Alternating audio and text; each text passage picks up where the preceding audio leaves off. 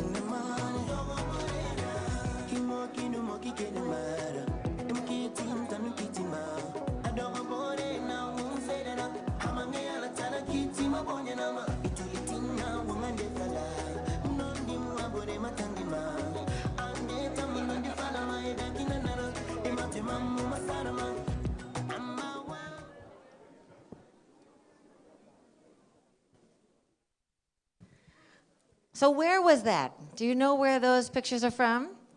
Shout out. Guinea. Yes. We have a wonderful case study. I don't know if something's over a decade, can it be called a case study? We have a wonderful example coming from Guinea today. I would like to invite our speakers to please come on stage. Colleagues. Nice to meet you. Minister Magasuba, please join us on stage. Please come on up. Welcome. Sorry. We're very relaxed here, so you can just lean back, put your feet up, have a good time. Thank you, Namrata. Good afternoon. Hello? Keep talking and we'll adjust the sound for you, Namrata. Okay, great. Thank you. But hold this mic very, very close. Very close. That good? Can you all hear me? Good afternoon, everyone. Good afternoon. Good afternoon, everyone. Thank you. And I see you all have coffeed up, so we saved the best for last. Please join me in welcoming the Honorable Minister Magasuba from Guinea for Mines and Minerals and Geology. Welcome Zainab Kamara, who is the leading woman in mining, Women in Mining Guinea, and also is the Chief of Staff at the Ministry of Higher Education and Scientific Research in Guinea. Welcome to Mr. Suleiman Traore, who is the Deputy General for Campania de Bauxite, CBG, a bauxite mine in Guinea. And welcome to Paolo Castellari, who is the CEO of Guinea Alumina Corporation, another greenfield mine in Guinea. And my name is Namrata Tapar, and I lead the global mining business in IFC. And as you can see, this is a Guinea-related panel, and I have been closely involved with all of them in Guinea for the last 5 to 6 years in bringing the bauxite sector together with all of them. The whole day today, we all talked a lot about partnerships. And what we want to share with you today in this last session is a live example of what is a partnership. What does that mean?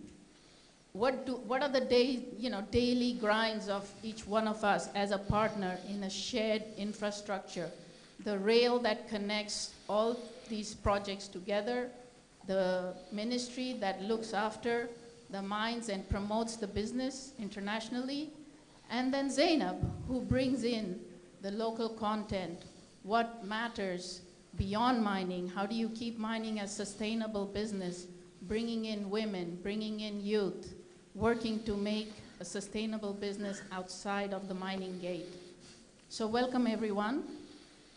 And maybe I will start, instead of having reflections earlier on, maybe end with that, but start with some questions so we can delve into the issues, the complexities, but also the opportunities that each one of you have faced in your role within this shared infrastructure and have used the mines as a catalyst for development for Guinea and economic growth.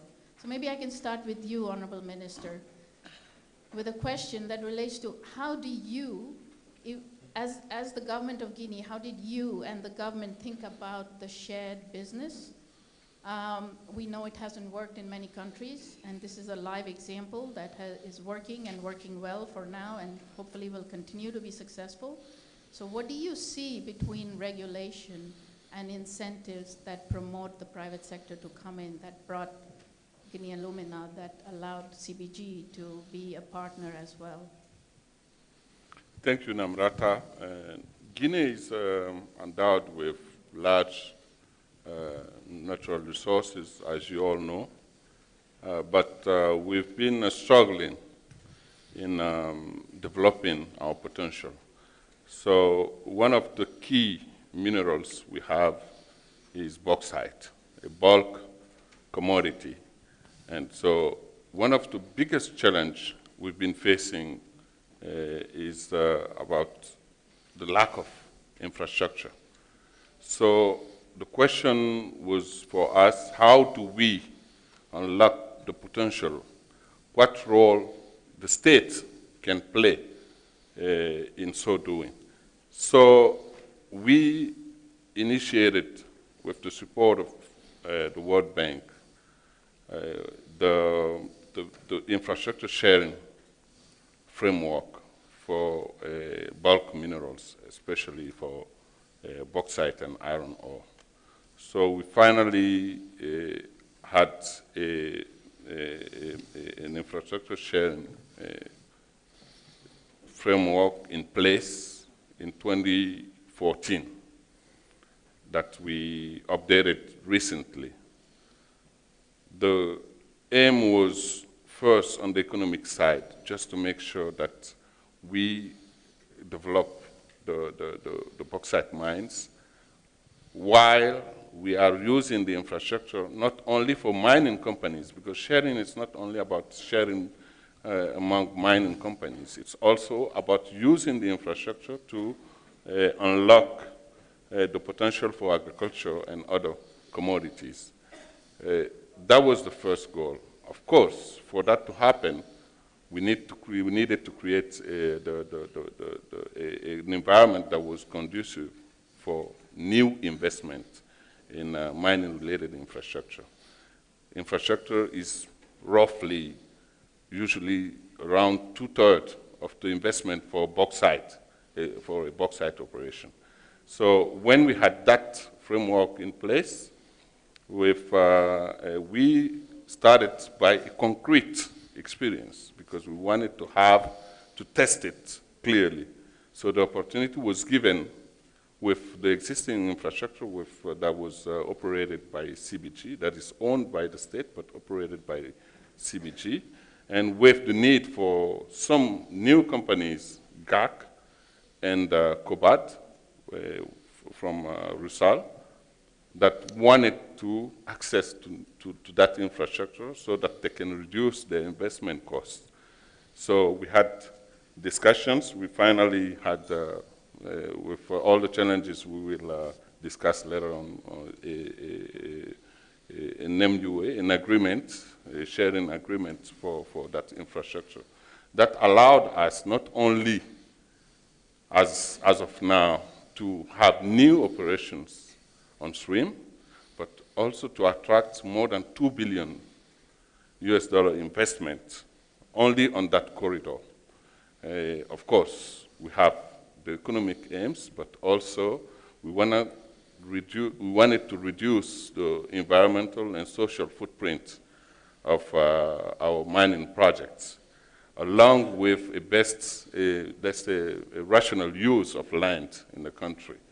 So we faced many challenges, but now we are at a point where all three companies have started operating, and we are working on strengthening the whole system, just so that we make sure that not only that we increase the operations on that corridor, but that we draw from that experience everything, all the lessons we learned to implement them on other corridors. Thank you, Minister. Maybe before I go to the company, I'll come to you, Zainab. We heard that infrastructure sharing is not just for the minerals, but also bringing passengers on board, and how that corridor has shaped the community context, the local economic development context, and you've been involved in that. And in your past also having worked with other larger infrastructure and mining projects. How do you see this, both in terms of challenges, but also how do you see this as a support to long-term community and local development? Okay, thank you very much, Maranatha.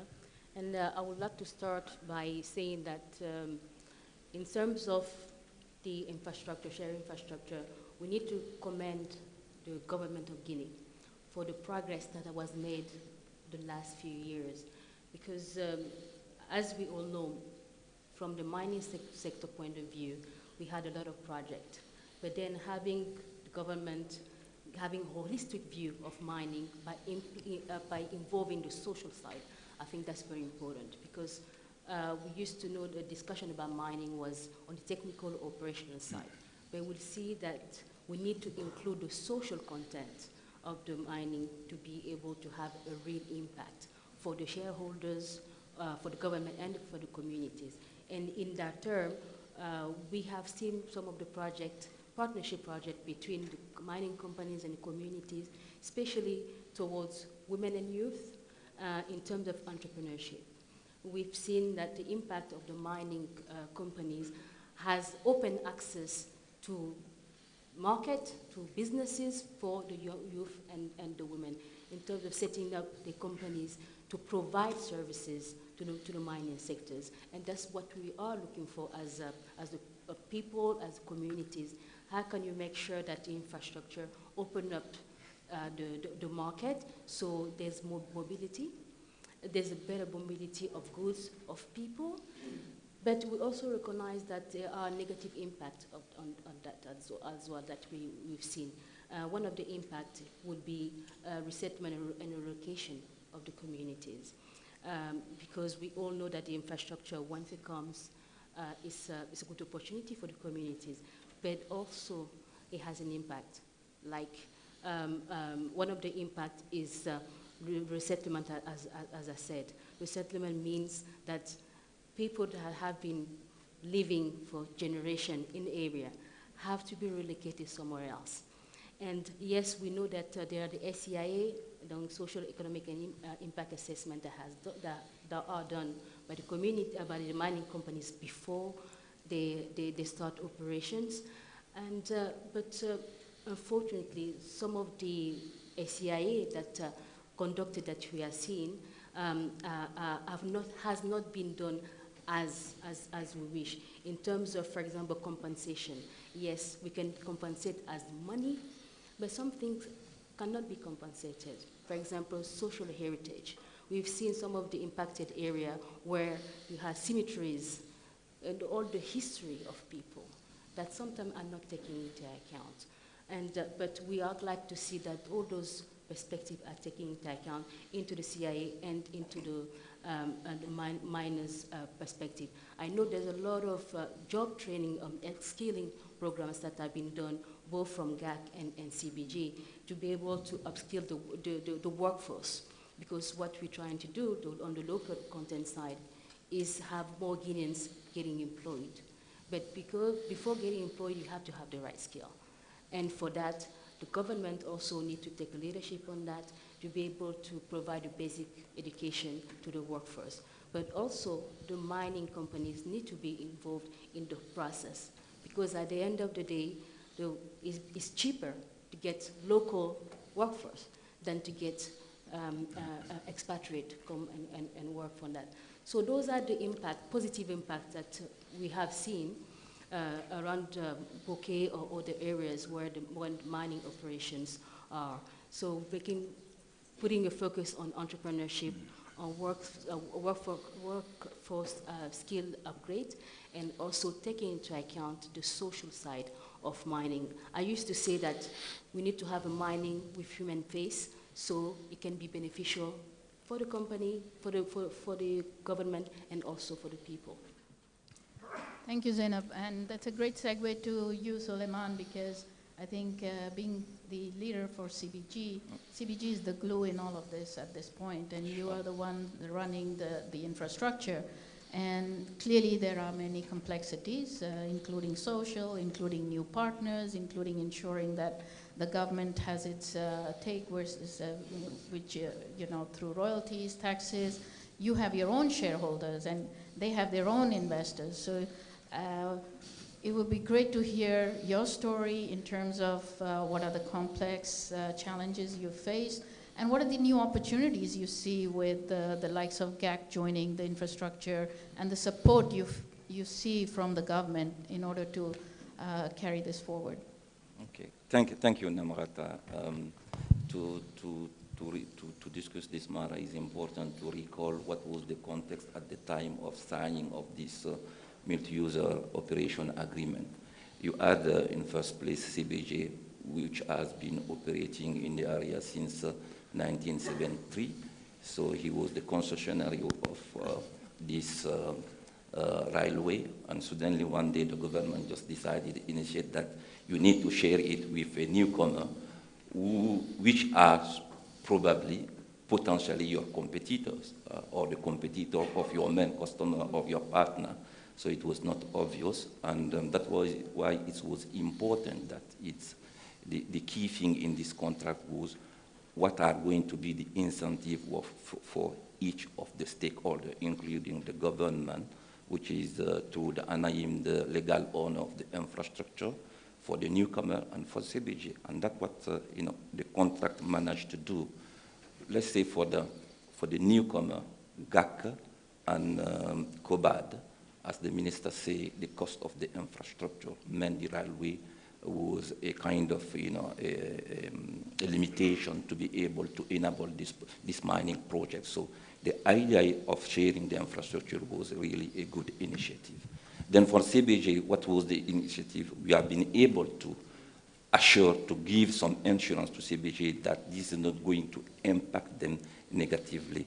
The fact that after the discussion, CBG has been able to retain the operation of the railway was a good thing. At the same time, it was a kind of concern for the newcomer. How can we let our fate in the hand of maybe someone who don't want to see us joining the infrastructure? So what was key is that to build a trust between the stakeholder. You can do. We managed to do that at both levels. First of all, the governance which has been put in place. We had the main governance structure was a technical committee where all the technical discussion will be held transparently, the open fashion, and the decision will be collective. And the second governance body we put in place is what we call the user committee, where every 2 months or every month, depending on the need, on the matter, on the table, the final decider, the general management of the stakeholder, including the representative government, will meet to take the final decision, the strategic decision, so that we have been managed,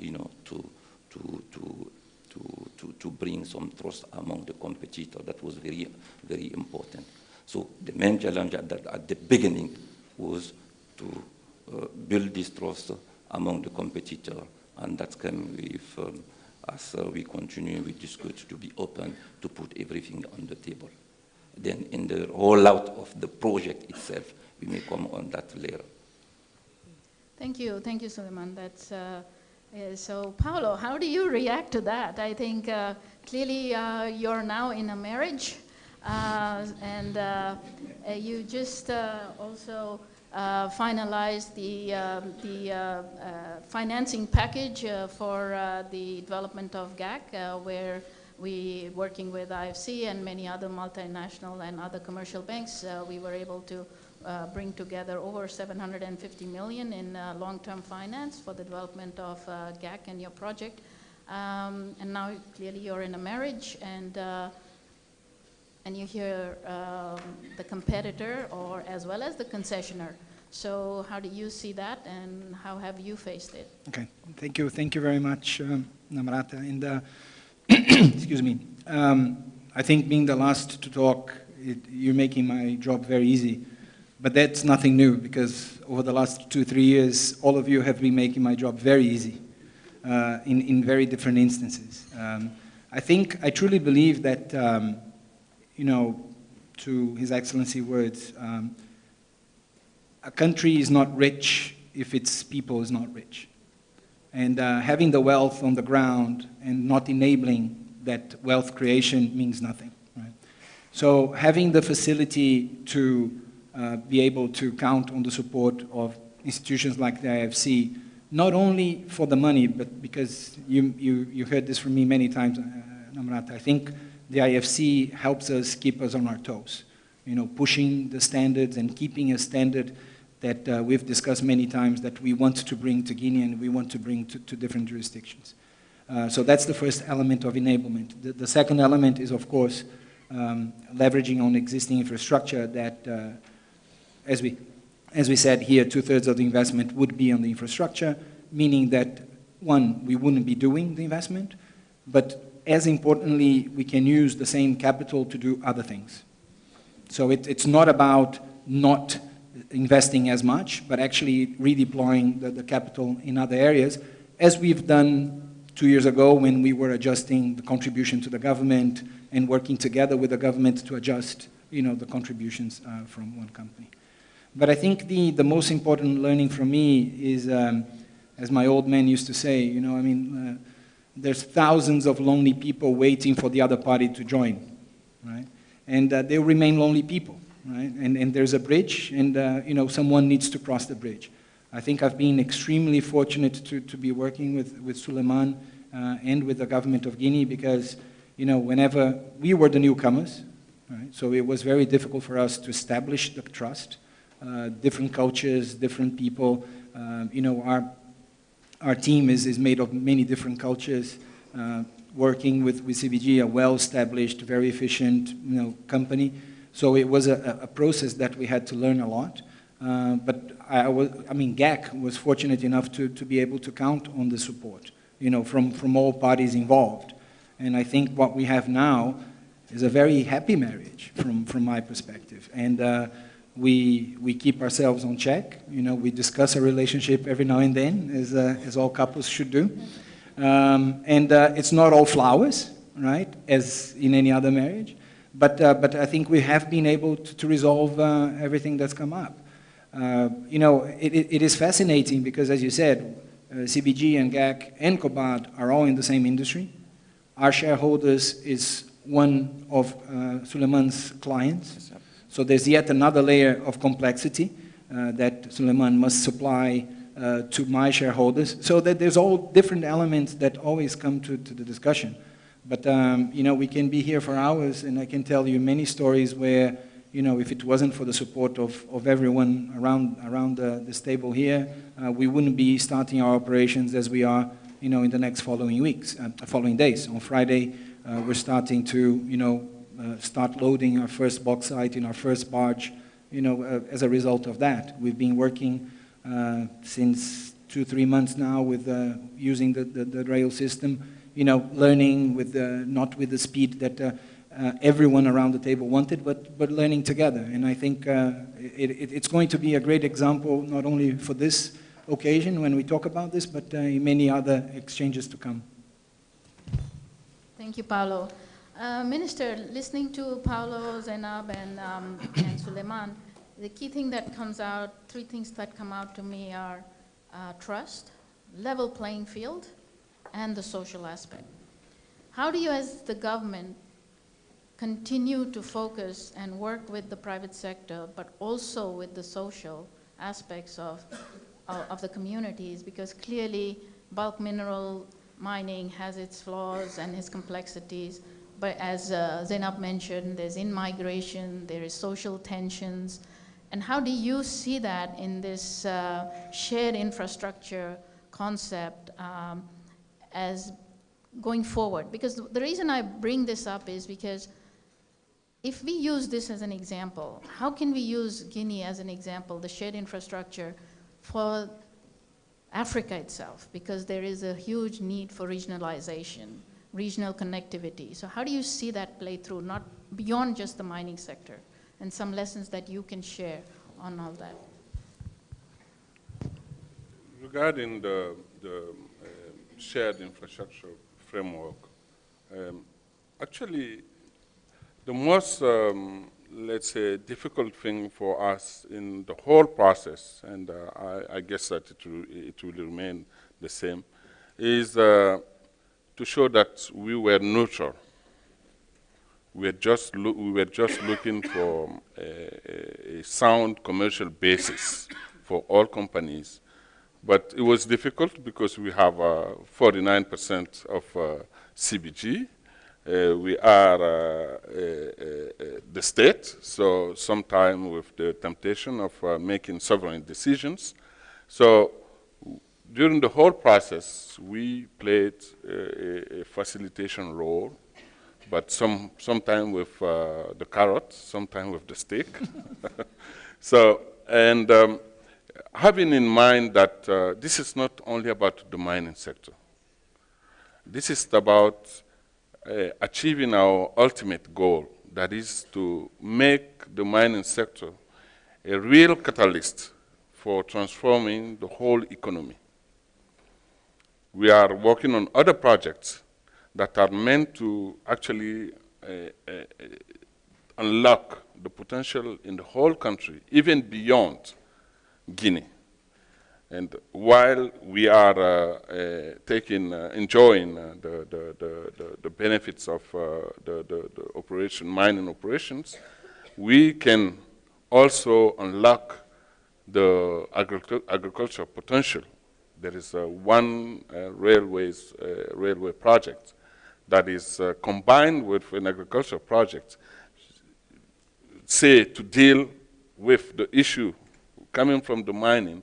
But while people are saving somehow money in investing in the infrastructure, sometimes actually it provides them more room to invest on the social aspects.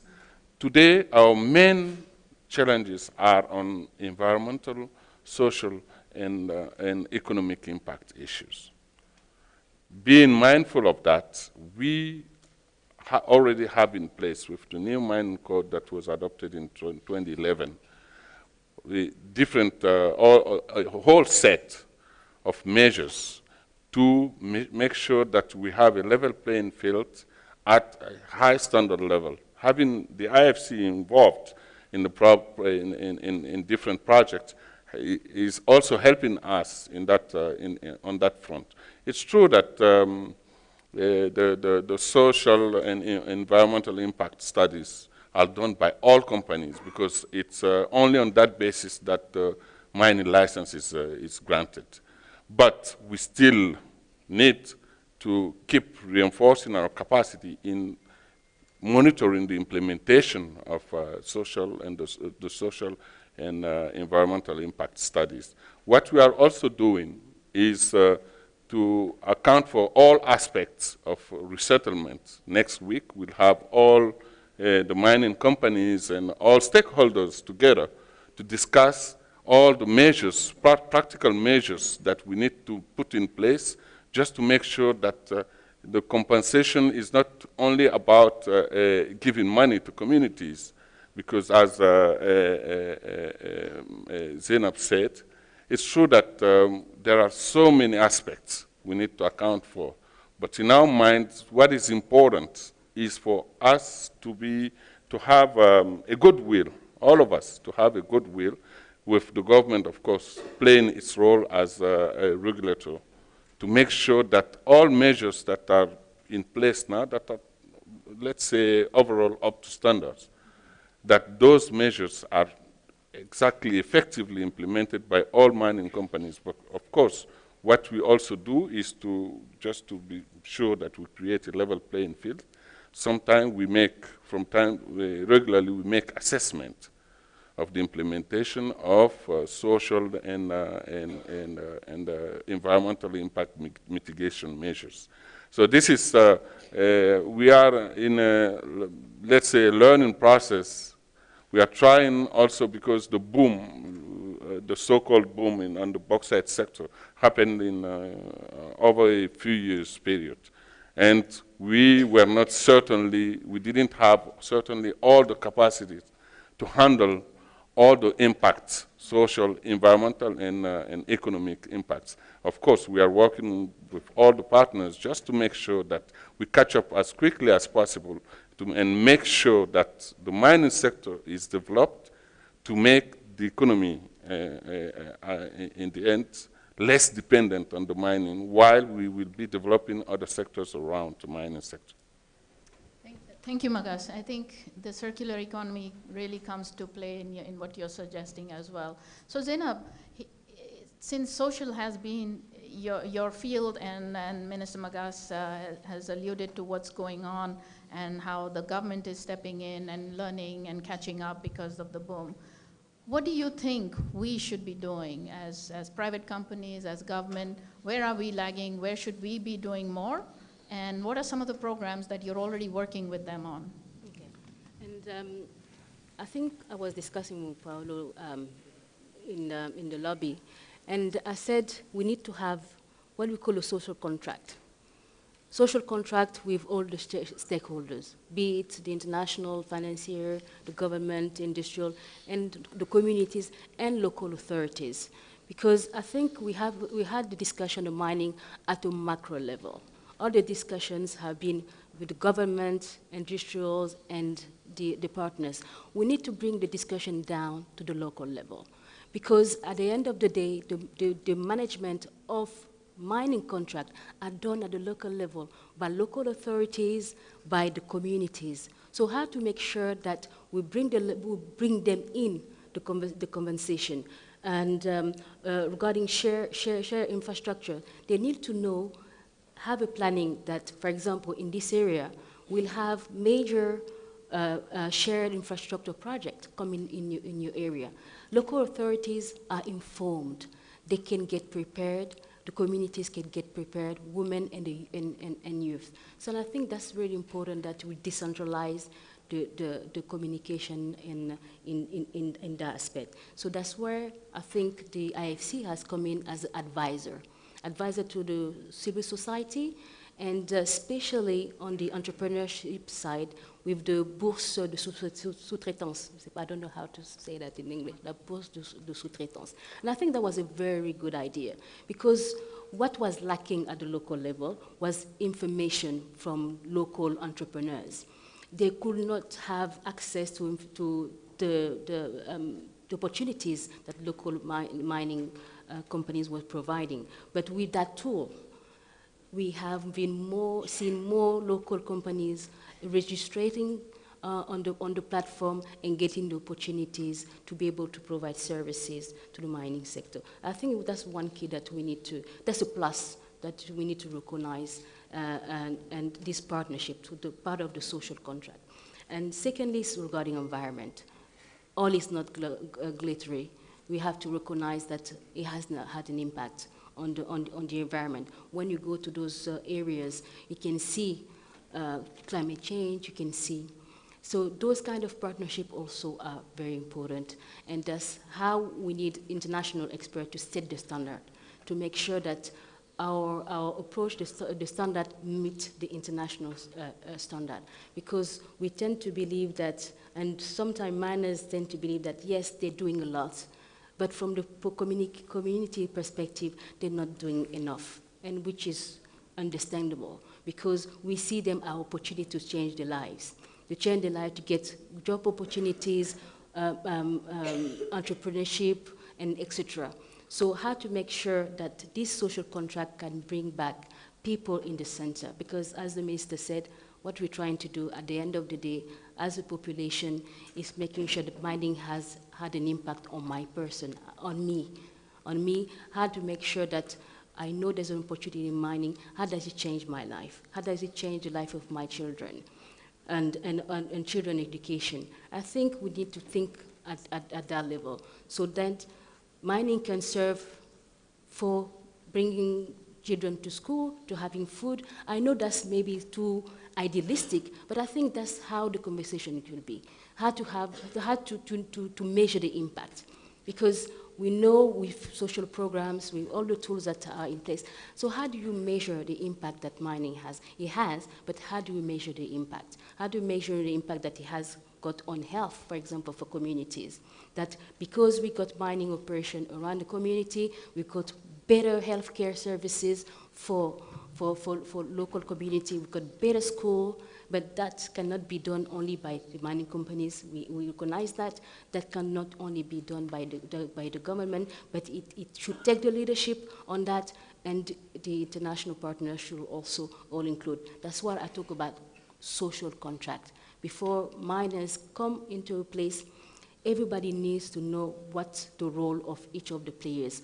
And once we know, once we have the contract, I think and I hope it will have more risk on mining operation with social tensions, with the youth expecting too much and not getting the job that they want because they think that the mining companies can provide the jobs, which is not possible.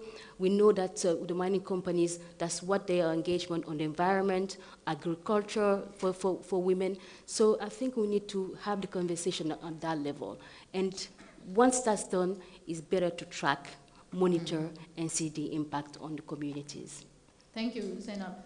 I think, Paulo, in what Zainab is saying, and as a CEO, you have to focus on finance, you have to focus on social, operational, many things. And so if you are saving on one hand, how do you bring social context back in? So are there any examples of what you are doing today, and specifically related to the infrastructure corridor? What can we do? What are you thinking about in collaboration with CBG as well? Mm-hmm.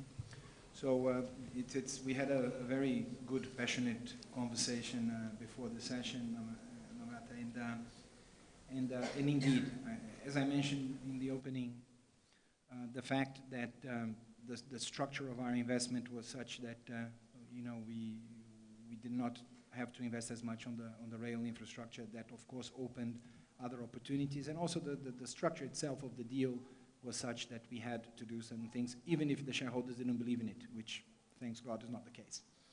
I think that there's two aspects to it, and we've talked about this in other sessions, and I think there's one element about learning, and I think that's what's being referred to. I always say the same thing. We have 2 ears and 1 mouth for a reason, so we need to understand what is it that the community really is interested in and what the communities can really make an impact. So that's one element, and that usually takes time. Right? That takes time. And I think we fully understand, and it's the same in Guinea and it's the same everywhere else that we've invested. It takes time to plan, execute, and then see the results. But to go back to your point, what we specifically are doing is, since the beginning, we have put together a strategy that went beyond risk management. I think all of us around the room understand the need for social investment from a risk management perspective, but we have been doing more than that, not only to manage risk. Specifically, we have invested a lot of effort, intelligence, and of course resources on training. We, very honestly, and I shared this with Suleiman many times, I myself never expected the size of the challenge around training in Guinea, and at all levels. I have some challenges that Suleiman has in a different way. Suleiman now has a lot of people leaving the organization, And I am struggling to get people getting into the organization. I'm just saying that there are different natures of challenges, but they're all there. So we have invested a significant amount of time, effort, and resources on a training piece to get skilled and semi-skilled labor into our workforce. We call it internally Project 150.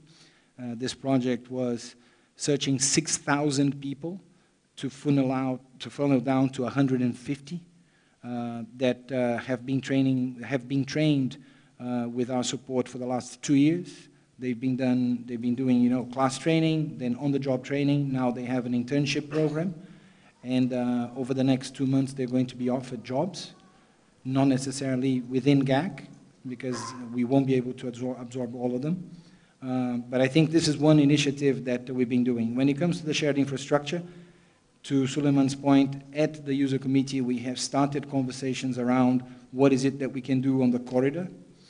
Realistically speaking, so far we have only been talking about upgrading the system and the minimum around everything else, and now we're in the process of discussing what else is there to be done, be it improvement of the surrounding communities, be it relocation. We have joint programs in terms of improving some of the infrastructure, roads and all that's already under execution. And I'm sure there will be other opportunities. But it will have to be done jointly because the infrastructure is joined, it's shared, and therefore the investment has to be shared. Thank you. Veronica, do I have time? Okay, that's your walk. Okay, so I have time. Suleiman, again, the word joint, the joint that Paulo is using is conveying something to me, right? You guys are working together on a daily basis. I know it. And so what is it that you see as a key takeaway for you personally? Because it has been a journey, and the future will be a journey for each one of us, whoever comes after us. And what are some of the key elements that you took personally away from this experience and will bring into the future of CBG and the joint infrastructure space? Okay. The main takeaway for me is really that, as the minister said, the first thing that we needed to believe that this project was possible. That was very important, and because it's not the first time we were talking about, sharing infrastructure. No, we can ask ourselves why he starts happening only now. So it means that the stakeholder believed in the project, saying that it was important also to be aware that it's not going to be easy.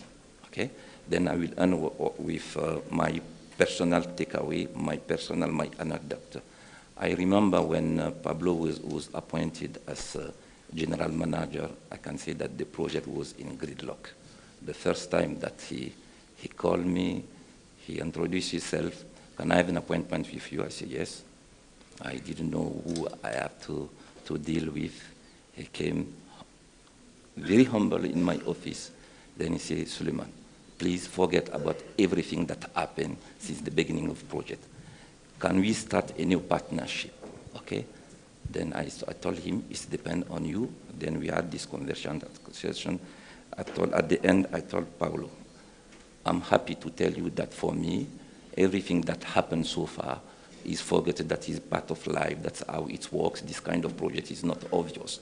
It will depend on you and myself to get this project to the next step. And from that one, that day we tried to do our best. That did not mean that we did not have some difficulties, but at least we managed to build a relationship. And that's why always, if you remember when I discuss this, I always say that it's good to have agreement, contract, everything. But we are human beings. The relationship, the respect, the consideration we show to each other is very important sometimes. Can be instrumental in dealing, in delivering, from the complex situation, and that's important also. And something also is important is that all the stakeholders play their role, just their role. I'm going to come back on what the minister was saying. 3 months ago, do you remember, we had a very big dispute with Paulo before, starting to track the wagon and to transport the wagon from the mine to the plant. I told, no, I'm not doing it. And I have no obligation to, till the end of the project, to transport a wagon. I'm not doing it. As you can imagine, a lot of pressure, because you need to know that there is a lot of pressure because the project, all the projects are complex, CBG project. We have our shell order, we have our lenders, which in terms of doing due diligence, they are not the most easy to deal with. So, and the minister called me, the minister called me and said, Suleiman, what is happening? I tried to explain. I said, Suleiman, I don't want any explanation. But be ensured, I told to the government that I don't want political interference. This dispute is among two commercial companies. If you cannot cut a deal with Paulo, I don't care. You go through your contract, you roll out what is the dispute the resolution modalities there. Then that's what's happened. After 3 weeks of discussion, we end up, signing an agreement, and that's why since 3 months now, CBG is transporting the wagon from Gat.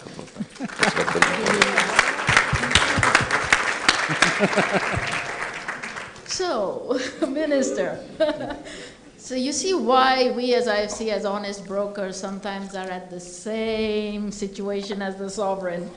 We face the same challenge. We cannot take sides, and you did not take sides either. So anything personally from your end that you can share with all of us here?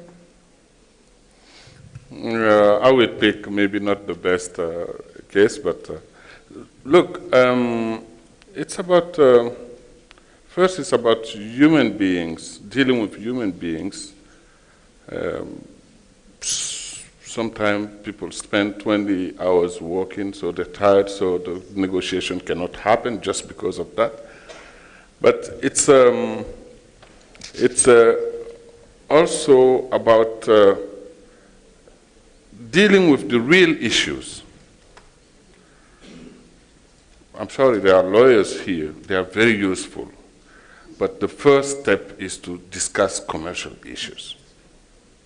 If you agree that, okay, he told me about when we had the call, I had the same call with Paulo. He told me, no, I have no issue transporting. I said, okay. Paulo, what do you want? I want to transport. So I said, no, there is no issue then. If you, no matter how you deal with it, just write something and sign it and make it happen. Because he has capacity, you want capacity, that's all. And from the beginning, most of the issues had at the end of the day, very obvious solutions. But I remember when we were negotiating the MUA, actually the then Minister of Mines, I was in another capacity, he called me and said, come around the table, I want you to participate in the discussion. But when I came, I didn't speak, I was observing. I mean, trust me, they were yelling at each other, all of them. And at some point, the minister had to take a break, ask for a break. And I went, I was curious. I discussed with each of them, one-on-one. And then came back, and I told the minister, unless these guys understand that they cannot live without each other, this is not going to happen. And at some point he said simply, you guys, you sign this today or nobody would get out of this room. And you know what? They ended up having an agreement. So that is the main lesson I drew from the negotiation process. But now when you get to the implementation phase, what is critical is dealing with expectations. Let's be clear, the mining sector will not deal with all issues in Guinea. But at the same time, we need to be clear with mining companies. If it is about, I would say even the social contract is not enough. we talk about social license to operate. For me, that is just ticking a box. It's important for each mining company to see the company as not only as a commercial entity. You are in a country for 15, 20 years. There's no way you cannot be part of the development of that country. So if they see themselves as a profit-making, what I used to call profit-making development partners, and trying, as Paulo was referring to, not only ticking boxes, just trying to do the right thing, trying to explain. I think at that point we'll go beyond the notion of social contract, the notion of social license to operate, and have a situation where any risk that can arise, social risk that can arise, will be dealt with at the community level, if you won't even come to the company itself. So that is key for all companies, and sometimes, unfortunately, I'm not talking about them because they've done a lot beyond what we could expect initially. But for some companies, it's just about ticking the box. If you tick the box, you talk about women, children, it won't work. So thank you. I know we are running out of time, but I do want to make a personal statement myself. I would like to thank each one of you because in this journey of working with Suleiman, working with GAC, Paulo, Zainab, and the minister, I think my life personally has been enriched. The relationships that I have built, I have to tell you, that is the key to shared, joint, marriage, whatever you want to call it. And I think I really wanted to, Veronica and I spoke, and we wanted to keep a personal touch, a conversation for this panel, because we have lived it. All of us here on this stage have lived it. And I thank you all for that. Thank you. Thank you. Thank you. Thank you.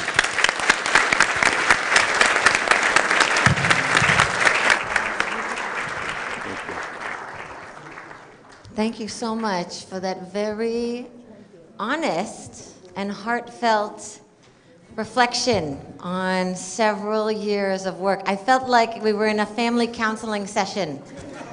Like, I'm thinking of my marriage, I'm thinking of my children, I'm thinking of me and my cousins yelling at the table. And there are actually so many relevant parallels. And if we could bring some of that maybe affection and caring into these relationships, I think it can only help us to build the trust and at least try to understand each other better. So, I have a special treat for you. Who would like a special treat? So we've been doing a little experiment, this exchange. We've nicknamed it Culture in Place. So sometimes you shelter in place for an emergency. We're going to culture in place. I have the great pleasure of introducing a brilliant rising star. Her name is Munaya. She's from Senegal, Benin, recently signed with Sony Records. Yes, she is here for you today, and she's going to bring us a song called It's Time. And she's over here, so you have to turn your chair again, or you can get up and dance, that's okay too. Bonsoir tout le monde. Je suis un peu, on va dire, timide parce que ce n'est pas le public que j'ai l'habitude d'avoir. Mais tant mieux. Alors il est temps, c'est un son que j'ai écrit parce que souvent on se plaint. Mais on se plaint à juste titre. Il y a des raisons de se plaindre. Mais est-ce qu'on va continuer à se plaindre? Je pense qu'après avoir constaté ce qui ne va pas, il faut une réflexion et des actions concrètes. Et il est temps, c'est, on va dire, pour revaloriser, pour encourager les troupes. On y va? Je vous présente mon pianiste, Darche Vukulu, qui est également mon maître d'orchestre.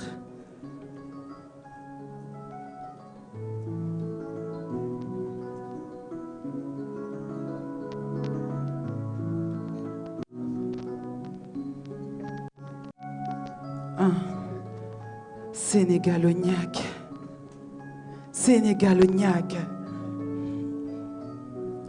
Je viendrai pas vous faire un texte sur l'Afrique pour vous dire qu'on nous a pillés, qu'on n'a pas de fric. Cette Afrique qu'on vante tant, qu'on chante tant, ne m'en chante plus autant. Il est temps qu'on s'explique, il est temps que le nègre suive les pas de Cheranta. Armons-nous de savoir car on n'a plus le choix. Il est temps que le nègre stoppe la politique de l'assister, du donnez-moi, aidez-moi, regardez-moi, je fais pitié. Il est temps que le nègre cesse de rêvasser sur son passé, se projette dans le futur, on en a assez de rêvasser. Tant qu'il soit temps qu'on se donne le temps de prendre le ton, bientôt il sera trop tard et on n'en aura plus le temps. Hey! On a des dirigeants qui font tout pour nous maintenir dans l'ignorance. Si nous voulons un meilleur futur, il nous appartient d'en planter les semences. Assumons notre part de responsabilité, même si l'impérialisme nous tue, à l'esclavage nous avons survécu. L'ennemi de l'Afrique serait l'Africain, sourire aux lèvres à son frère, mettre la mort au rat dans le pain. Oh, maman, Africa, tu pars d'une mère, je pars d'une vie qui prend goût quand on la... Oh, maman, Africa, tu pars d'une terre d'hommes grande valeur. Je te parle de peuple sanguinaire, on a crié Lumumba, Mandela, Sankara. Ils ont fait ce qu'ils ont à faire et aujourd'hui, nous, on fait quoi? Il est temps que le nègre change de discours, car pendant qu'il se lamente, l'histoire suit son cours. Il est temps que le nègre ne réponde plus aux clichés. Ventre plein, nègre content, mais tête pleine et nègre indépendant. Hey! On a des dirigeants qui font tout pour nous maintenir dans l'ignorance. Si nous voulons un meilleur futur, il nous appartient d'en planter les semences. Assumons notre part de responsabilité, même si l'impérialisme nous tue, à l'esclavage nous avons survécu. Ne voyez point dans mon discours de la condescendance, c'est de la dissidence, car je m'inquiète pour nos descendances. L'ascendance de l'ignorance nous donne la cadence. Le nègre au fond de moi que je répugne entre dans la danse. Cet animal est venu nous cracher au visage que l'homme noir n'est pas assez rentré dans l'histoire. Oh, vu que ce n'est pas l'homme noir qui écrit son histoire, ils continueront à nos gosses à raconter des histoires. Si je suis en colère, c'est parce qu'on se laisse faire. Comme des chèvres, on se laisse traire. Il est temps qu'il soit temps qu'on se donne le temps de prendre le ton, car bientôt il sera trop tard et on n'en aura plus le temps. Oh, fatalisme et lâcheté, corruptibilité, car nous faisons acheter, vu que nous qui font vivre la misère en HD pendant que l'Afrique meurt, on se complète dans les banalités. Alors j'invoque le nègre en moi qu'il se lève et qu'enfin les fils de Kem s'élèvent. Il est temps qu'il soit temps qu'on se donne le temps de prendre le ton. Bientôt il sera trop tard et on n'en aura plus le temps. Tant qu'il soit temps qu'on se donne le temps de prendre le ton. Bientôt il sera trop tard et on n'en aura plus le temps, non. On a des dirigeants qui font tout pour nous maintenir dans l'ignorance. Si nous voulons un meilleur futur, il nous appartient d'en planter les semences. Assumons notre part de responsabilité, même si l'impérialisme nous tue, à l'esclavage nous avons survécu. On l'assume, non? Assumons notre part de responsabilité. On le dit ensemble? Je compte jusqu'à 3. 3. Assumons notre part de responsabilité. 1, 2, 3. Assurons notre part de responsabilité. 1 et 2 et 3. Assumons notre part de responsabilité. Merci. Assumons notre part de responsabilité.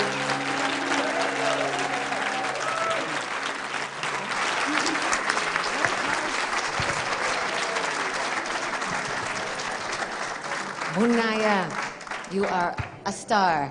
You saw her first here. I want you to remember, when you see her in lights, when your kids are buying tickets, very expensive, to her concerts, you'll know where it all started. Thank you, sir. Can I ask you one question before we let you go? Because even though it wasn't French, and my French is terrible, but it's even worse in singing, in songs, can you help our audiences like me to just appreciate your main message of that song and why you wrote it? Alors le message principal, comme je l'ai dit tantôt, c'est qu'il ne faut pas avoir peur. Je peux partager avec une anecdote. C'est que j'ai fait une interview qui est devenue virale il y a quelques semaines. Et il y a un artiste très très connu et qui est venu me voir et qui m'a dit, on s'est rencontrés par hasard, qui m'a dit, mais hier, j'étais au Cap-Vert quand j'ai vu ta vidéo, mais ma fille, j'ai peur pour toi. J'ai peur que tu fasses partie des statistiques.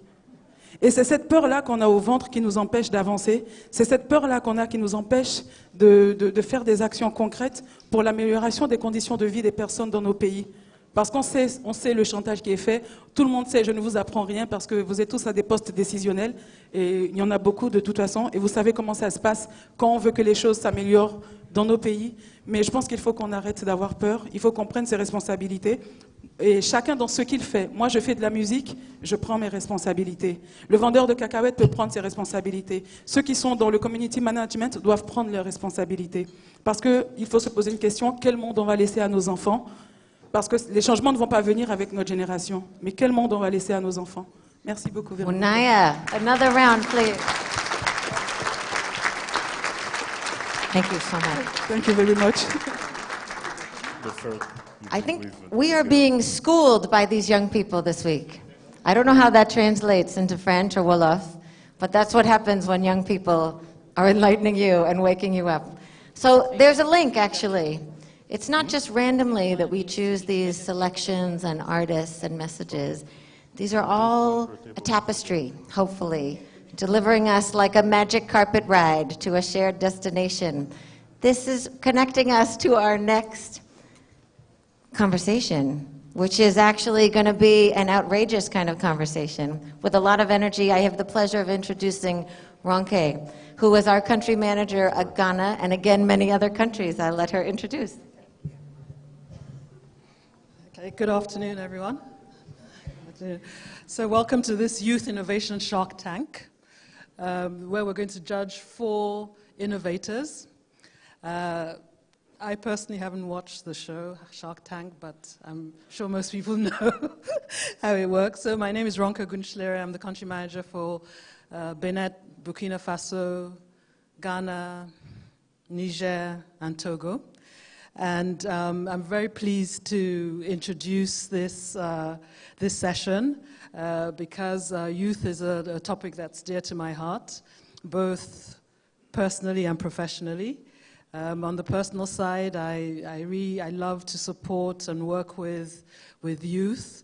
In Ghana, we started a leadership program for 100 young women. We do business plans, we do anything to support youth. And I just find them extremely courageous to take the risk of setting up a company, and usually in a very difficult environment here in Africa. And also in the context that we still live in an area in Africa where most parents want you to be probably 5 things, a doctor, a lawyer, an accountant, and so on. I personally wanted to become a Nana Benz. And I don't know if anyone knows what a Nana Benz is. They're market women, basically traders in Togo that trade in fabric like this, African fabric. And they became really powerful and very rich, and were the first to have Mercedes-Benzes, hence the word Nana Benz. So that's what I wanted to become, and of course my parents were very worried. But I was a good African girl, and I went and studied chemical engineering and went into oil and gas, and to my parents' relief. So when I see young entrepreneurs, I'm in awe of them. I'm inspired by them, and that's the same with these ones that we're going to see. And on the professional side, it's important because we all know that for Africa to participate in this 4th industrial revolution, we need to be more productive. We need to be more innovative, and for that we need youth. Let's not forget Google, Facebook, Microsoft. They were all started by people less than 25 years old. Africa Leadership Academy, 32 years old, 28 years old. Mara Group, I think 15, if I'm not mistaken. So this is, these 4 could be our next, right, in Africa. So yeah, I'm sure you see the importance of that.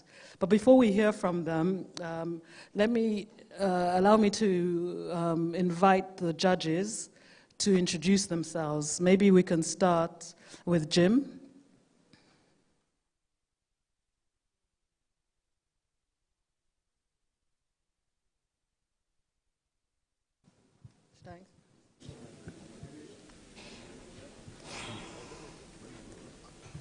Well, good afternoon, everyone. As an old entrepreneur, I'm very happy to be here on this panel and to celebrate the energy and drive that comes with innovation at a young age. And I think, as we all, I'm sure, agree, innovation is really the engine of what drives prosperity, what drives development, liberty, and many of the ideals that allow us, both as individuals and as communities, to carry on in the future. So I'm quite excited by seeing these young ladies and guys that are coming on board to present to you this afternoon. Having been in Silicon Valley for many years and setting up my companies in California, which is really the epitome of hardened entrepreneurial activity. I understand what it takes to step up and undertake these sorts of ventures. And I'm very proud to be on this panel and to support these guys going forward. And I look forward to seeing what they do, all of them. Thank you very much. Cheryl? Sure. Good afternoon, everyone. My name is Cheryl Edlison-Hanway. I'm a senior manager at IFC. I run our infrastructure business for Europe and Central Asia. And I'm absolutely thrilled to be on this panel as one of the judges as well. We've been hearing over the last 2 days the direction that the world's going with youth, with innovation, with all the change that the world's going through. And the 4 people that we're going to hear from this afternoon are really trailblazers and showing us that. So I'm excited to be here as one of the judges and hearing what they have to share with us. Yeah, hi, my name is Ashwin. I work for an organization which has been building, I think, entrepreneurs on the continent for the last 10 years. We basically have a training program, a seed fund, and a venture building exercise. The training program takes entrepreneurs from all across Africa. We bring them to Ghana, we train them for a year in business comms and tech, and then we invest seed capital, anywhere between $50,000 to $150,000 at a very early stage in the business, and then we get them to join our incubators in 5 markets, which is Ghana, Nigeria, Kenya, South Africa, and Ivory Coast.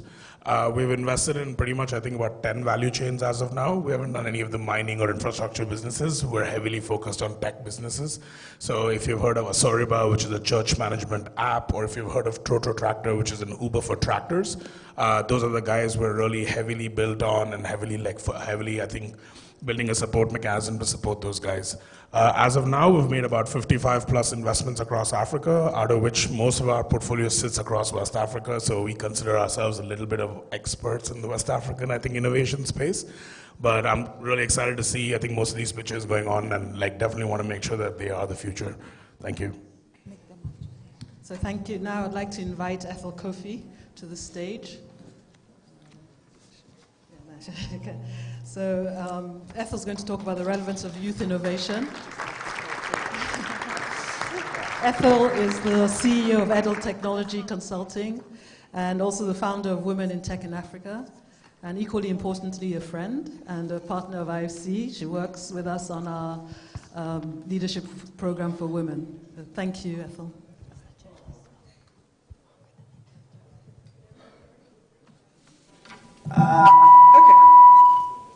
All right. Hello, everyone. All right, so they singled me to come and stand up stage while all the other judges were on the side. I'm supposed to talk for 5 minutes on the urgency and relevance of youth innovation. 5 minutes, so we'll try and get it under 5 minutes quite quickly. I'll talk a little bit about the work we do at the end, but I think we all know the numbers, right? I think between IMF and IFC and ILO, everybody talks about Africa's youth bulge, and Africa is a young continent, and the fact that by 2040, it depends on who you talk to, between 25% to 40% of the world's workforce is going to be of African descent. Now, when people talk about the Africa youth bulge, it's talked about almost it's not seen as an opportunity. I was just in Washington a few weeks ago, and when the Africa youth bulge was being talked about, it was talked about in the sense of a tsunami. The word used was a tsunami. And I think that's not the right word. The word is opportunity. Because Africa has the opportunity to not only lead the world in terms of the future of work, of the numbers of people in work, but we also have an opportunity to use that labor potential that we have or we're going to have to be able to drive innovation in Africa. Now, when you think about it, let me give you an example. So in 2012, about 2011, 2012, and anybody who understands the agri-tech setup will realize that something happened. In 2012, a few young people who understood or were coming from farming communities began to see the problems that smallholder farmers had. An example would be a young lady from Kenya, her name is Peres Beswa, a young man from Ghana who ran a company called Farmerline. They realized that there were problems in their community, so what they did was necessity innovation.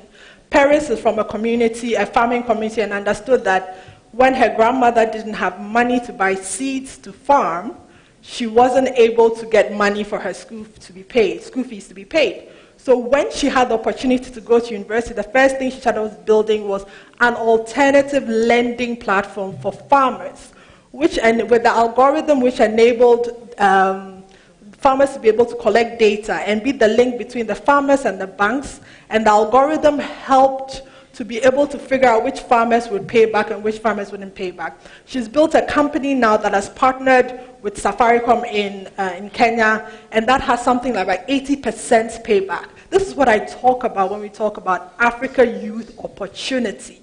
And the fact that we have people that are using what we call necessity innovation. They're looking around, and they're looking at the problems that they've had to deal with in their communities, and they are being able to fix them.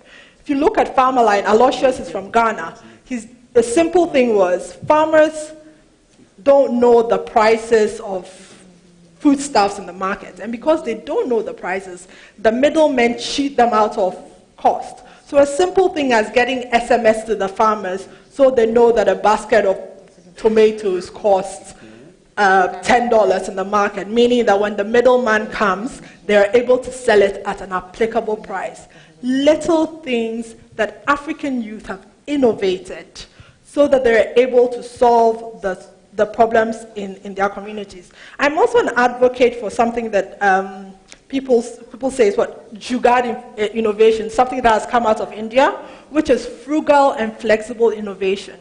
Because when African youth are never going to have the R&D dollars that everybody else has. But what we understand to use cheap resources and an understanding of our communities to be able to build technology. Here's the thing I admonish everybody in the room here. Your job here is to be able to fund the frugal innovations that are going on in your communities. The things that the youth are doing to solve the little problems that they have. It is imperative that you put money, time, and support behind it so that those solutions can begin to ride the wave of building Africa. So we have a great opportunity.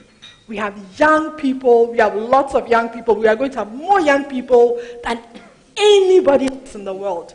Now the thing is, what are we going to do with them? Are we going to support them as they innovate and as they build, or are we going to wait for them to figure it out? Thank you for your time. I look forward to judging the session.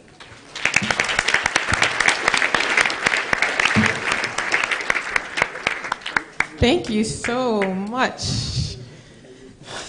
Inspiring words. And I am Taniqua Hay. I wish I had theme music from Munaya. That was really good. But I am from IFC's Infrastructure Advisory Group based in Washington, D.C., and I had the awesome task of managing this, our first ever Sustainability Exchange pitch competition. And we received over 440 pitches from around the globe. But these 4 rose to the top. And we are definitely in for a treat today. But what we will have is a 4-minute pitch from each of our contestants, and maybe a quick question from one of the judges for each. And then the judges will deliberate during our next session. and then we'll find out who the winner is at the very end. So all of our pitches will be in English, so if you need a headset, please go ahead and prepare that. And without further ado, I would like to bring up our first pitch, and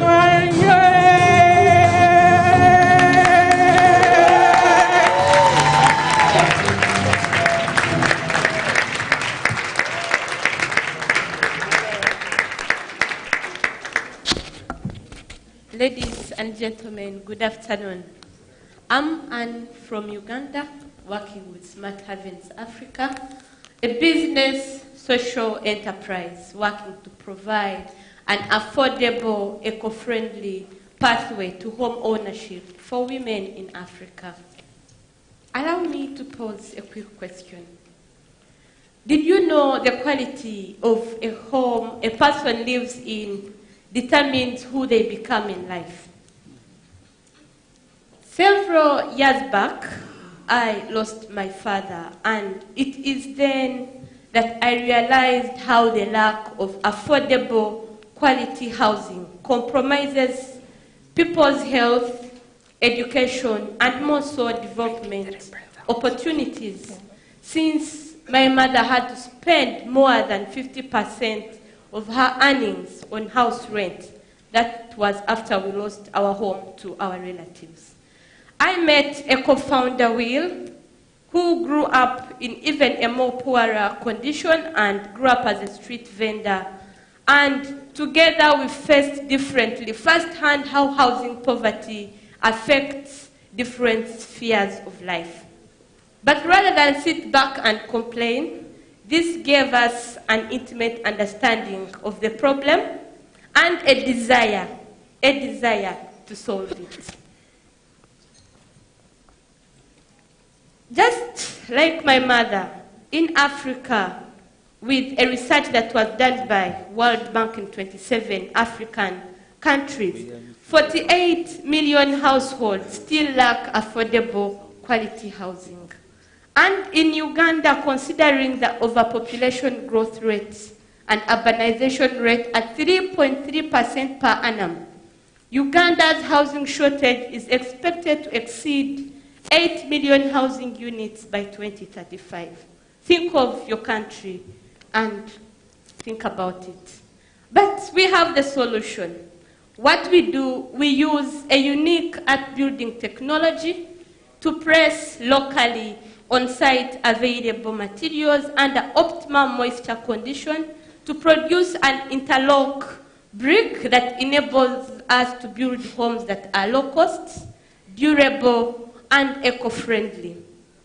And this is in contrast of the traditional quarry bricks that are normally used that have negative effects to the environment, since they require wood burning, of which our brick does not require, helping us to protect our environment. It is low cost because the brick design enables us to use less mortar, plastering is not required, and a two-bedroom house unit would cost $8,000 US dollars compared to $45,000 US dollars of a traditional brick, which has also become hard for low-income earners to access these homes.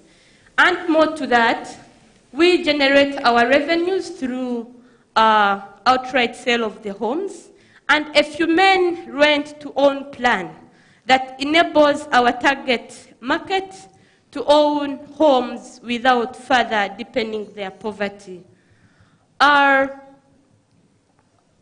In our development, since we started 18 months ago, we have been able to house over 160 people, employing over 600 women masons, and this has enabled us to enable women participate in this male-dominated field of engineering, while also saving over 900 of Africa's rare trees.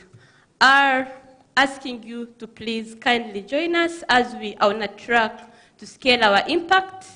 We already have 10 acres of land already secured, and 400 already screened and vetted prospective homeowners waiting for the homes.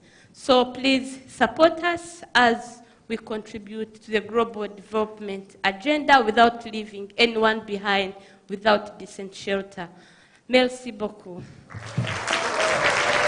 Thank you.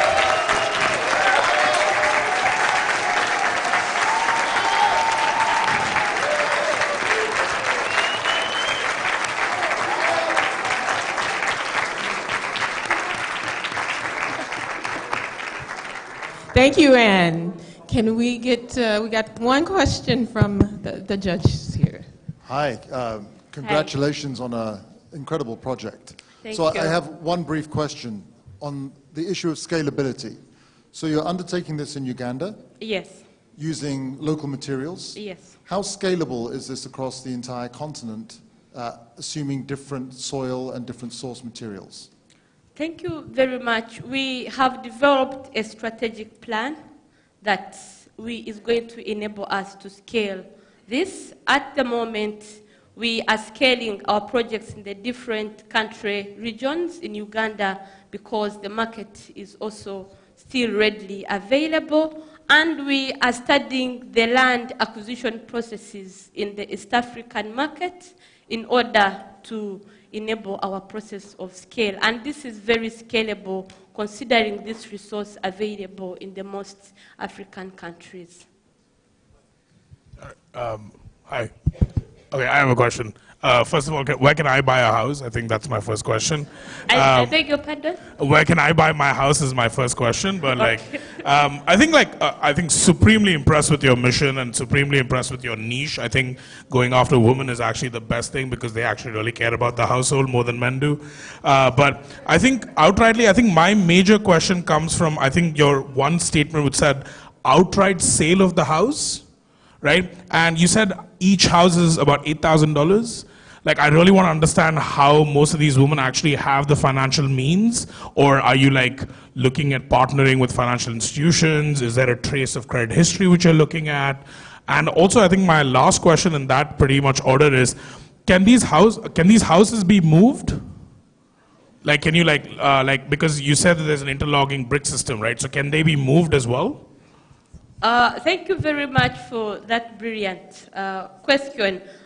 Considering on the outright sale and the rent to own, this has come up due to the market research and our client needs because we want to develop a product that is customer friendly. And we have two segments of our market. These are people who are not able to afford the outright buying of the homes. So we have this rent-to-own plan.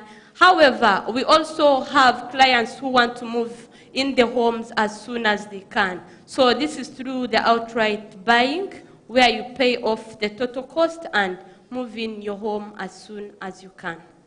Thank you. Thank you, Anne. Thank you so much for the questions from the judges. Thank you. And now we want to go ahead and bring our next pitch from Bongajum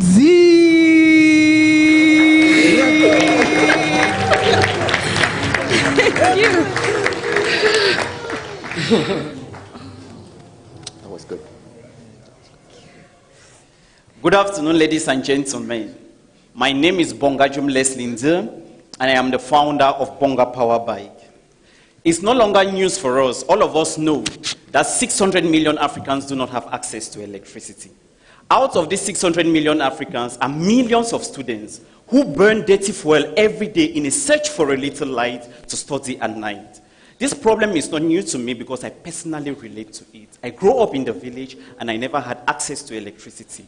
Because of that, I used to burn candles and kerosene lamp in order to study at night. And because of that, the smoke that used to come from it and the poor lighting would make tears to fall out of my eyes. At times, it even destroyed my notes. But I was fortunate enough to succeed in my certificate exams, but not all my mates could do that. Some of them dropped out of school. Some of them even got their house burnt from the side effects of using these dirty fuels. But as things became better, we moved to the city.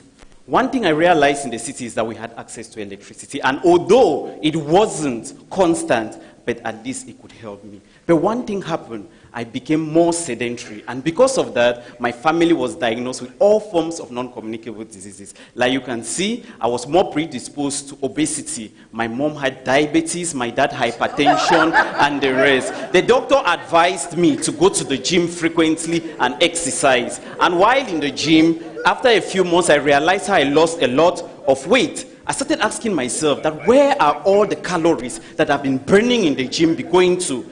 Then I realized the first law of conservation of energy that states that energy can neither be created nor destroyed, but can be transformed from one form to another. I assembled a group of electricians, technicians, and renewable energy experts, and started finding how can we convert this energy that we are wasting in the gym every day into electricity to help my brothers in the village. And that is how we came with a prototype of the Bonga Power Bike that with 30 minutes of pedaling is able to light 7 bulbs for 12 hours.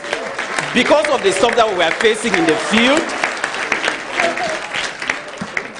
we decided to create a hybrid version of it that can also capture electricity from the sun and power an average home. Our next project that we are working so hard is the virtual bike. This virtual bike has a 15-inch touchscreen console with pre-recorded, spinning classes, so that busy professionals like you can pedal and exercise in your home anytime. Because we realize that most of you are very busy and you don't have time to go to the gym. So with this virtual bike right in your room, you can get up even at 4 a.m. and pedal while going to work.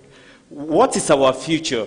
This bike too, the virtual bike, we are trying to demonstrate and synchronize subject in STEM. For example, digestion. You can be able to pedal and see how food leaves from your mouth right down to the anus. We realize that many children, they play games using their mallet, but this time around, we are reinventing the games. You're going to pedal and digest the food from your mouth right down to your anus, and you learn the process of digestion while exercising, and that energy will be converted into electricity to help power a local home. And you can still be in Dakar, and pedal in Victoria city in Lagos. You can be in Dakar and choose a street in Johannesburg and say, okay, I want to ride in this street. As you're riding in the street and learning everything that is happening in that town, that is how your energy will be converted into electricity. I want you to take an example. In America, more than 50 million Americans have been able to, were last year registered in the gym. Imagine 50 million people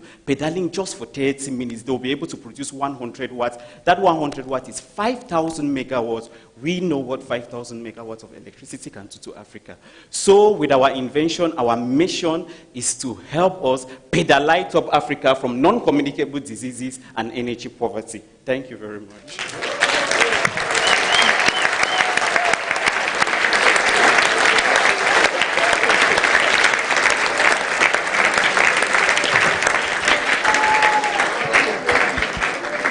Thank you, Bonga. Wonder if we can light up IFC with these bikes at our desk. Maybe. Okay, judges. Hi. It's an interesting presentation. Thank you for that. I'd like to understand a little bit around the cost structure. Right. So I have 2 questions. The first being, what goes into the cost structure of the bike versus, say, a normal bike that I could buy that doesn't give off electricity. The other thing being, what's the customer segment you're targeting? If you're targeting middle class, affluent people, how do you get them to actually put in the effort versus them going to buy a generator, which is an easier option? So yeah, just those 2 questions. Okay, thank you very much for those questions. I would like to tackle the first question. The first bike that we use appropriate technology, and the cost that we came across was $250, which is $100 cheaper than the conventional bikes that you find in the market, which doesn't have the advantage of producing electricity. Like what we try to do, we try to use appropriate technology, our own local technology, to develop solutions that are best fitted, rather than importing goods from abroad and paying all the other costs that are not very relevant. Secondly, the reason why we were able to come out with the different bikes, like you saw, the classic version of the bike, the hybrid version of the bike, and the virtual version of the bike, is to target all these different customer segments. Because those who have the money to purchase, who are in the city, their interest is about the sports. So they will go more to the virtual bike. They want to exercise. These are busy professionals who don't have time to go to the gym. They can't,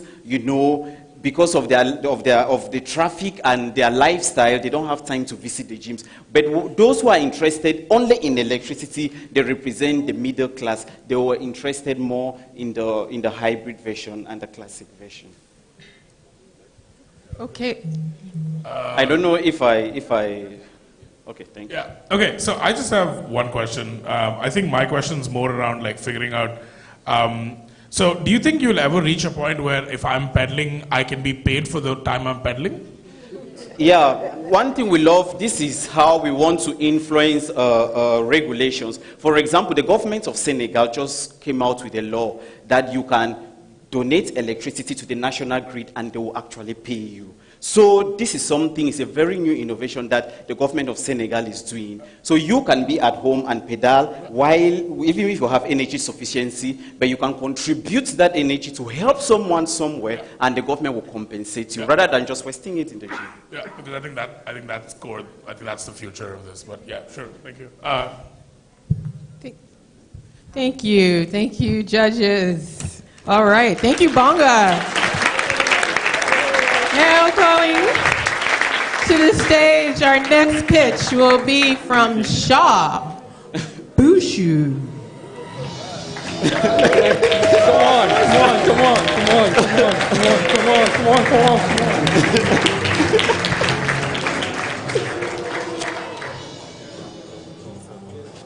Good day, ladies and gentlemen. My name is Shaw Bushu, and I am from Unearthed Basins. And we believe in unearthing potentials.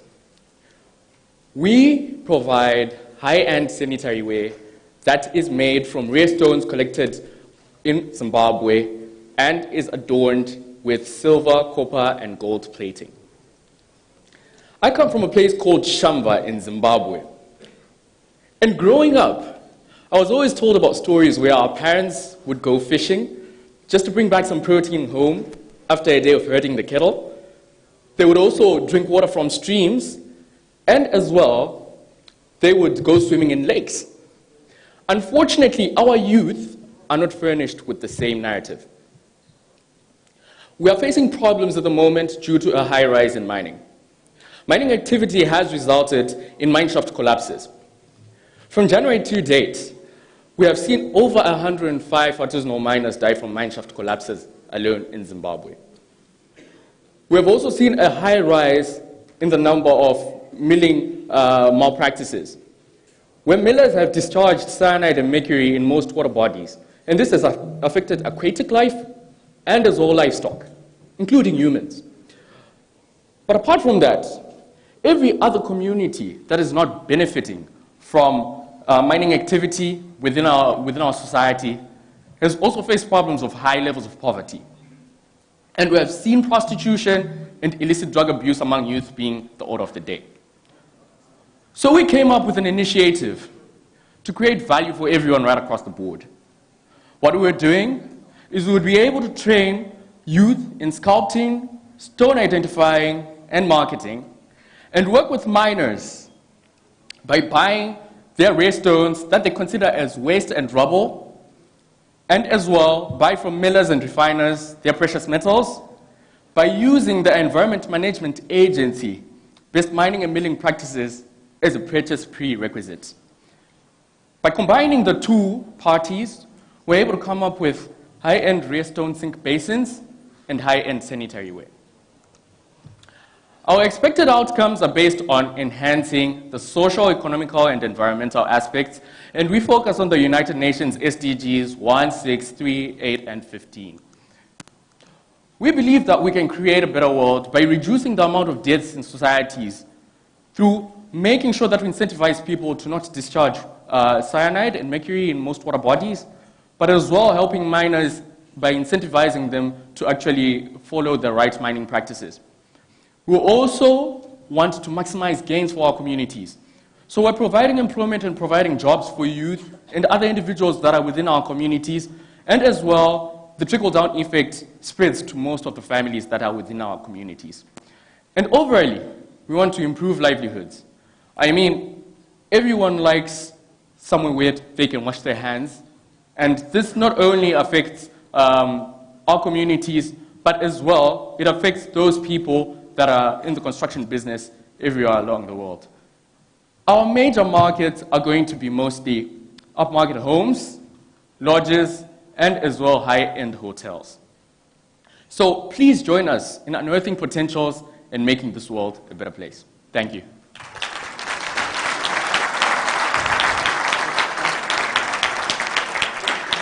Thank you, Shah. Questions from our judges? Sorry, may I just sit down? It's a bit rude for us in our culture to stand while elders are speaking.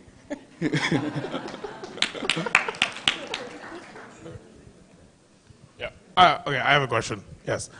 So I think I really like the value prop. I think it's very, very niche.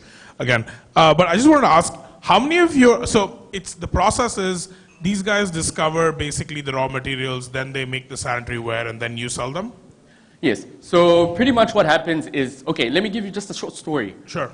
I was working in the construction magazine industry. Sure. Then I dropped my job, started working in the mining industry that very same day. And I was working with a friend of mine on artisanal mining. Then I got to realize that, hey, we actually have a lot more in terms of resources that people are just putting in mining, but you have quartz and all these other materials that are within those mining claims. Sure. So we take those and repurpose those because most artisanal miners only know to look for gold. But they do not realize that they actually have all these amazing other materials that are part of the boulders and the waste material that they consider actually waste material. Yes. Okay, so you buy it off the mine?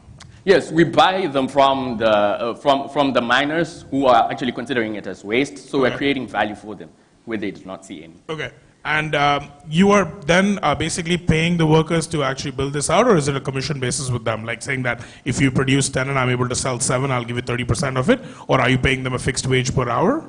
No. So what's happening is we train youth. The youth are actually part of our business. Okay. So they actually have like a monthly wage salary. We train them in sculpting and stone profiling, stone identifying. Then we adorn those stone basins with silver, copper, and yeah. Yeah, all right, cool. Okay, that makes a lot more sense. Just like a quick feedback, you should really try the DOMS model, which is like for every basin you sell, you will basically give one basin away for free to your employees as well. In that way, you'll actually keep the engagement super high with your employees. Thank you very much. Yeah. Okay, thank you. Time for a quick one or not? Quick, Just a quick one.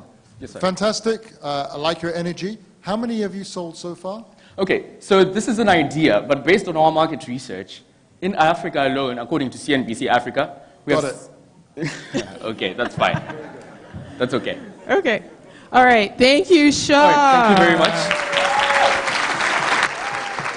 And now, we'd like to call our final pitch to the stage. Junwa Jiminy.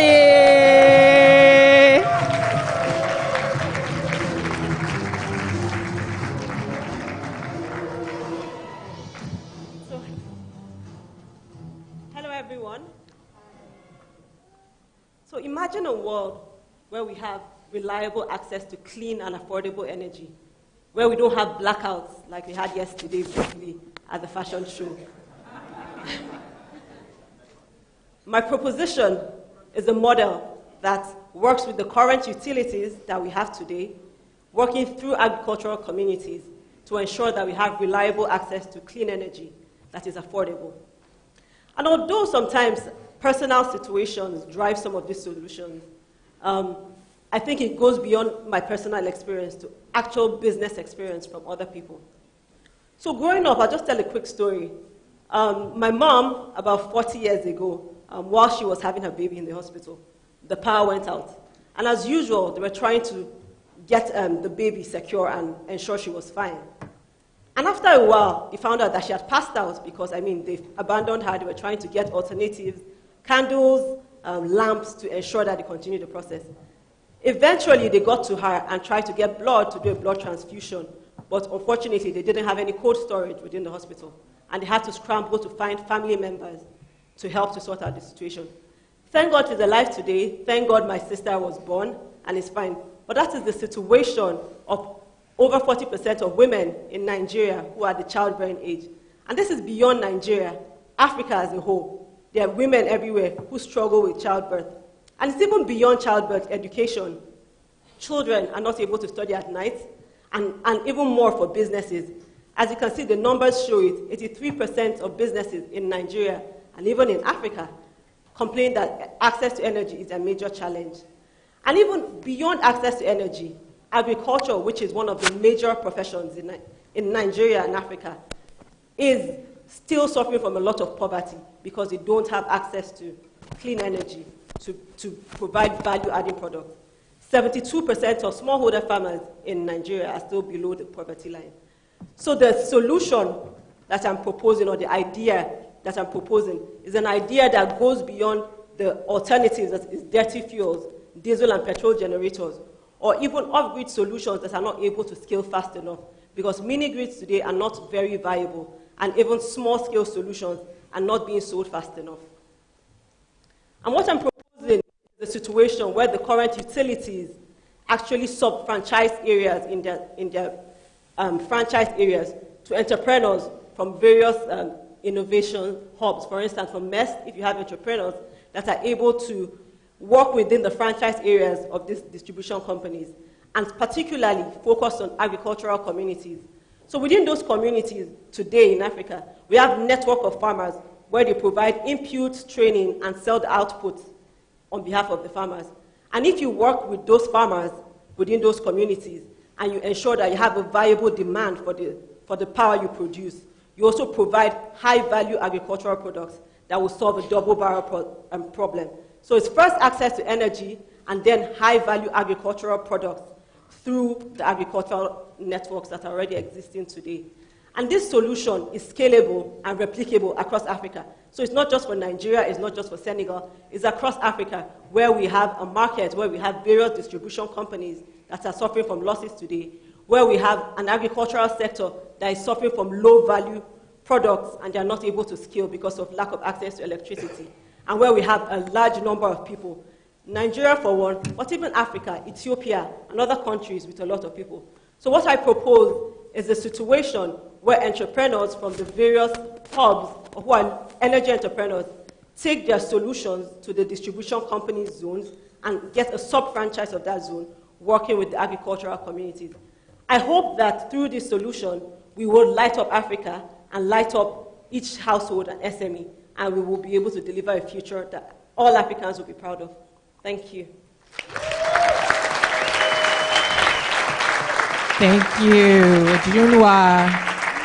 Okay, start with our judges. Well, Ujunwa, an amazing presentation. I think you've hit on a really extraordinary idea here. Have you reached out to any infrastructure providers or energy providers right now, or regulators for partnerships? So I'm in the process of discussing with various organizations. I'm hoping to work with entrepreneurs who are already in the energy sector, who are looking to scale.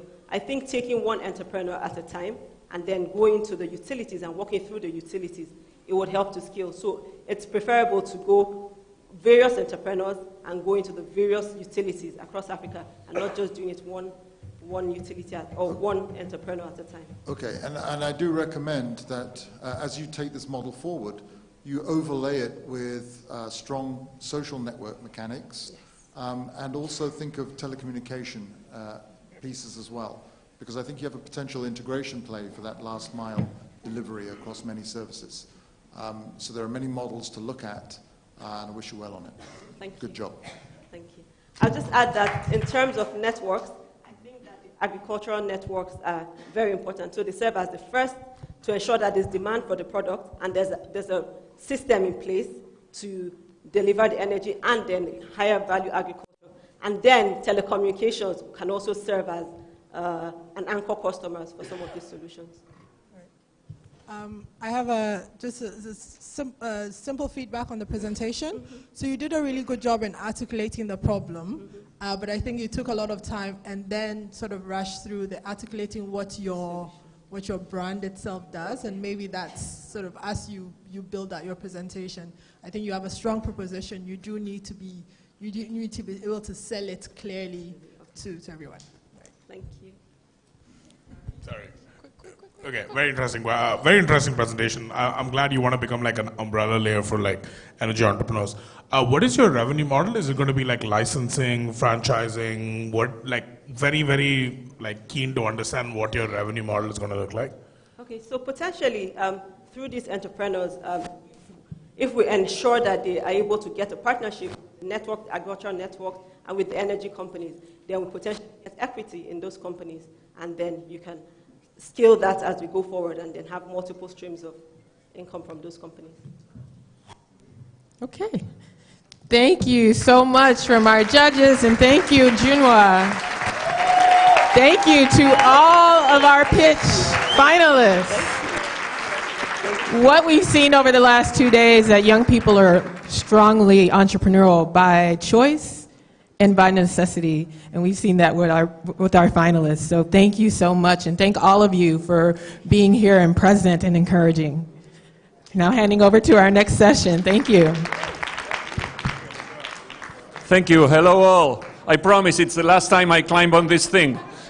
If we can move on to the next slide. All of you contributed to the batik expression of your vision of the future. If you want to see it, you go out that door to the left, hang out between those stripes. It's very elegant, very tactile, very olfactory experience. And if you read, you can see what you were thinking when thinking about the future. If we can get the PowerPoint with my slides, there we go. Next session is about accountability. So we're going to warm you up. Next slide, please. Thank you. When you see the next slide, you're excellent. There we go. There's one of 3 cartoons that I want you to look at as a warm-up for the coming session. In this cartoon, in case you're too far, 2 men are pointing to each other, like not me, it was that other guy, and the boss says, damn it, that's not what I call accountability. There's a lot of that. Next cartoon, please. Next slide. Can you read? One person says 6, the other says 9. Just because you're right does not mean I am wrong. Can you imagine, can you connect these to instances in your work life, in your life, that have something to do with accountability? Next one, last one. On the left, unpleasant truths. No one is there. On the right, comforting lies, full of people. Can you connect this to accountability? Everybody stand up. Find a partner. Here's your task. Here is your task. You will have 45 seconds. Shh, thank you. Finding a partner doesn't require talking. You have 45 seconds to have the following kind of dialogue. Shh, thank you, guys. So let's imagine she is my partner. I know I am borrowing from her, thank you. The one of you will make a statement about accountability in the context of what you heard. For example, I liked that last presentation because someone has to give answers. Or whatever it is, something you heard in this conference about accountability. Next person will say, no, no choice. You have no choice. You have to say, no. And you have to say something else that happened in this conference that has to do with accountability. Something, whatever, that you experienced, that you heard, to which the next person has no option, has to say what? No! And say something else that had to do with accountability. You go back and forth as much as you want, but you only have 1 minute or less. So hold yourself accountable. 1 minute, say to each other, no, something more accountable than that. Ready, set, go.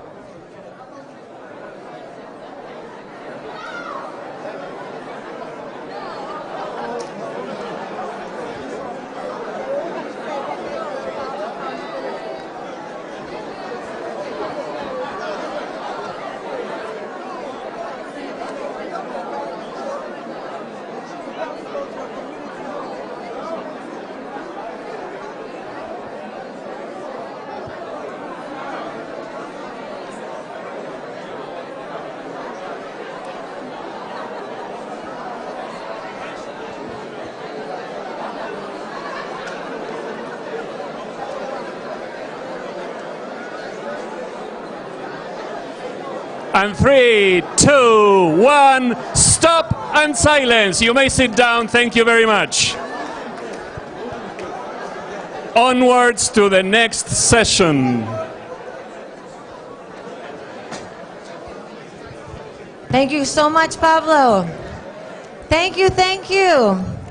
So this really is the wrap-up, actually. And so why did we choose to wrap up with this topic? Because we don't want to leave having talked about all these fabulous things and shared ideas, and we laughed and we cried. But at the end of the day, we're not really accountable for any action or any change in behavior or shift in mindset. So I would like to welcome our speakers, each representing a fairly unique perspective.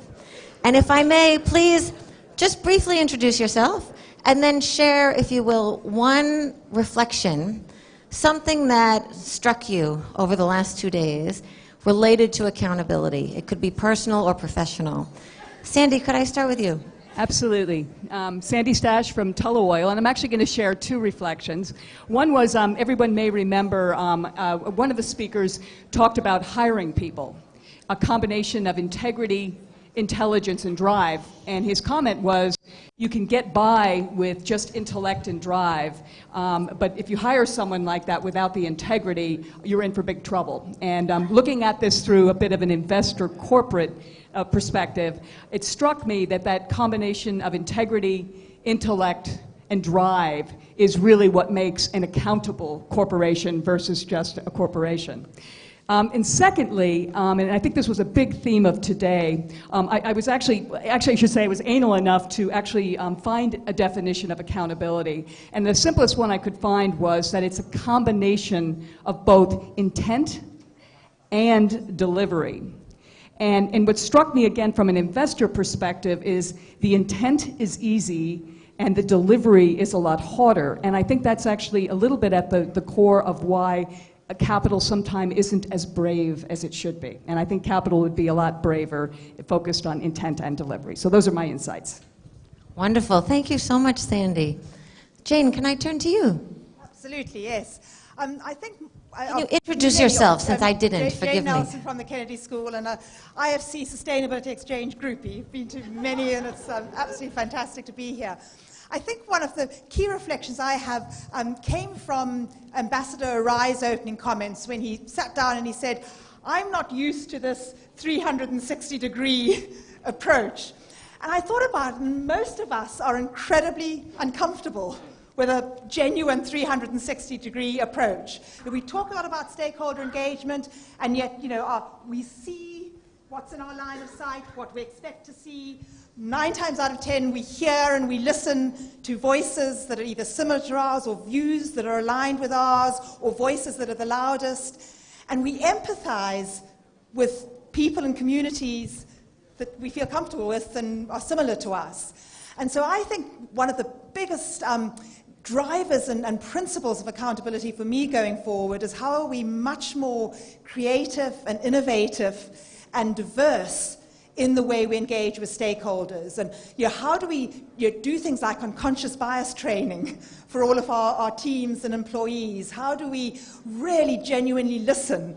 How do we co-create? And this was, I think, a really common theme that, we say data is very important for accountability, but whose data? How is it determined? How do we create with communities and others the data that really matters, and then have participatory monitoring and community engagement in assessing that data? So I think, to me, that key focus of that 360-degree vision, which means not only perspectives, but how we engage with very diverse groups, do much more with youth. I mean, every company should have a youth advisory group, which most of us don't do, even at the community level. And then be more focused on co-creating our accountability mechanisms and data going forward. Thank you so much, Jane. Patricia, can I come to you? Tell us who you are and your reflection, please. Yeah, so my name is Patricia Senekier, and I work for an organization called Beautiful Soul. We are a change management company, and we support leaders, organizations, and communities go through changes. And first of all, thank you. I've been really inspired and moved by the conversation here. And it actually, what I will get from here is my definition of accountability, having heard everybody. And for me is our willingness to care for the whole.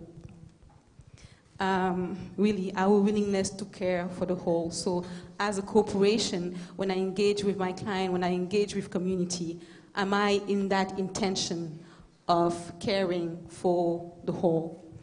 And at time here, I got inspired, but also I got puzzled and a bit uneasy, because at time I heard phrases like those people with needs, referring to communities. And for me to really, when I work with organizations or communities, to really be able to find innovative solution and create a trustful relationship, we need to be in the shoes of everybody, including ours, and we need to be mindful of the fact that we could actually we could have been born in those communities, for example. So it's not us and them. For me, accountability is we, and how are we caring for the we. Voilà. Thank you so much, Patricia. Very nice. So now, having heard from an oil and gas executive, a board member, an academic, a social enterprise leader, Victor, can I come to you for the banking perspective? Thank you very much, Veronica. My name is Victor. And the personal perspective too, but I think the juxtapositions are useful. Go ahead. All right. My name is Victor. I work with UBA. UBA is United Bank for Africa. We're present in 20 countries in Africa and also have presence in other parts of the world. Accountability for me means two things largely. One, as a leader, the buck stops with me. And number two, keep your word. Keep your word. Sometimes it can be a lot of inconvenience for you. You may have made a commitment and the environment has shifted. And so you're almost compelled. I mean, nobody's going to do anything about it because you're the leader. But accountability for me means you can't change that position. You keep your word. That's the only way your subordinates can look up to you and buy into every other thing you're going to do in life or in that particular place of work. So we have quite a lot, I mean, we have over almost 20,000 staff working with us. And they watch what we do. But how I model, how they see me behave, and how and what I say, even when I do the consequences. I mean, nobody's going to do anything to me, but I still am able to keep my word. Is accountability to me. I haven't been around in this conference for, I mean, I wasn't here yesterday, but I've been here today. But what I can say about accountability for me and relating to something that happened a few days ago is that I went out to go and buy, I mean, my driver was not around and I needed to quickly use the car. So I drove. I discovered that the fuel level had gone down. And so I needed to buy fuel quickly. So I went to the first gas station, and they told me, come in. I walked in, and the guy said, card or cash? In other words, am I going to use a debit card or I'm going to pay in cash? And I told him debit card.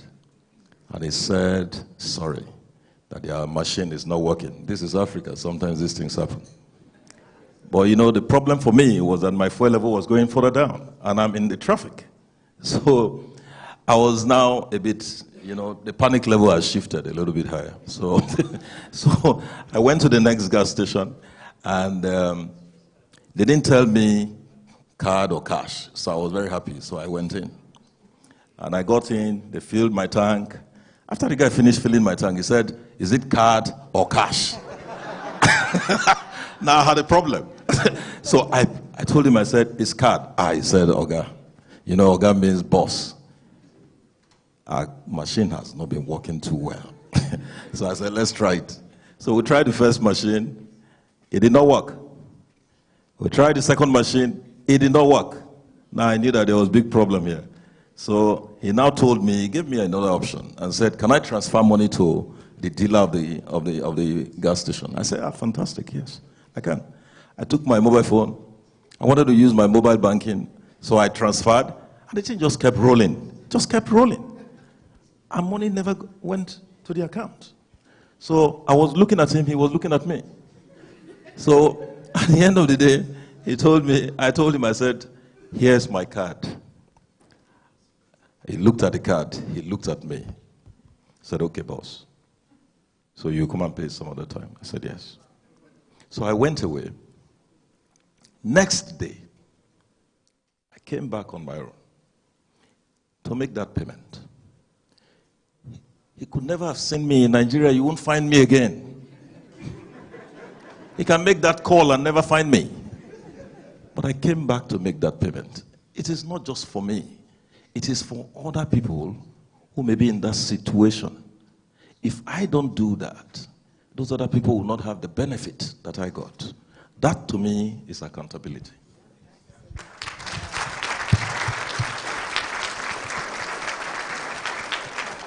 I see there's a lot of us who have been very close to running out of gas or have actually run out of gas. So we really appreciate, thank you.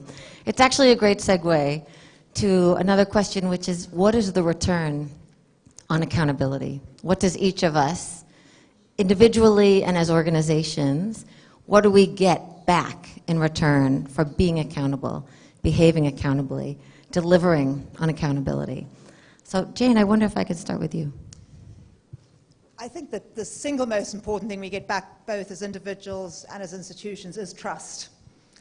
And trust is something that helps one manage risks, it helps improve and create opportunities, but fundamentally it improves the quality of relationships and lives and the shared common vision we have and common humanity we have. And I think when we talk about return on, particularly from an investment perspective, it's useful to talk about risks and rewards, and I think there's more and more evidence that accountability does help mitigate your risks and increase your impact and rewards.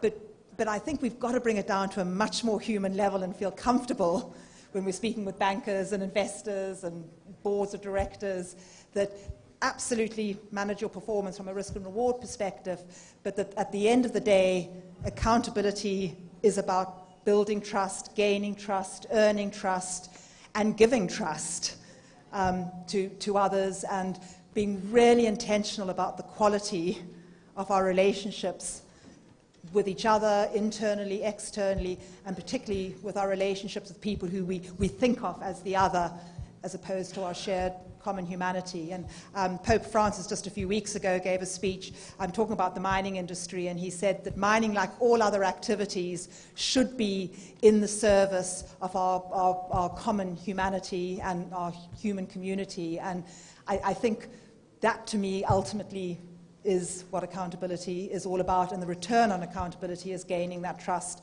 and everything that comes from that. Thank you so much, Jane. Patricia, can I come to you? Your version of the return, what you get back from accountability. Personally, I just want to give a short story.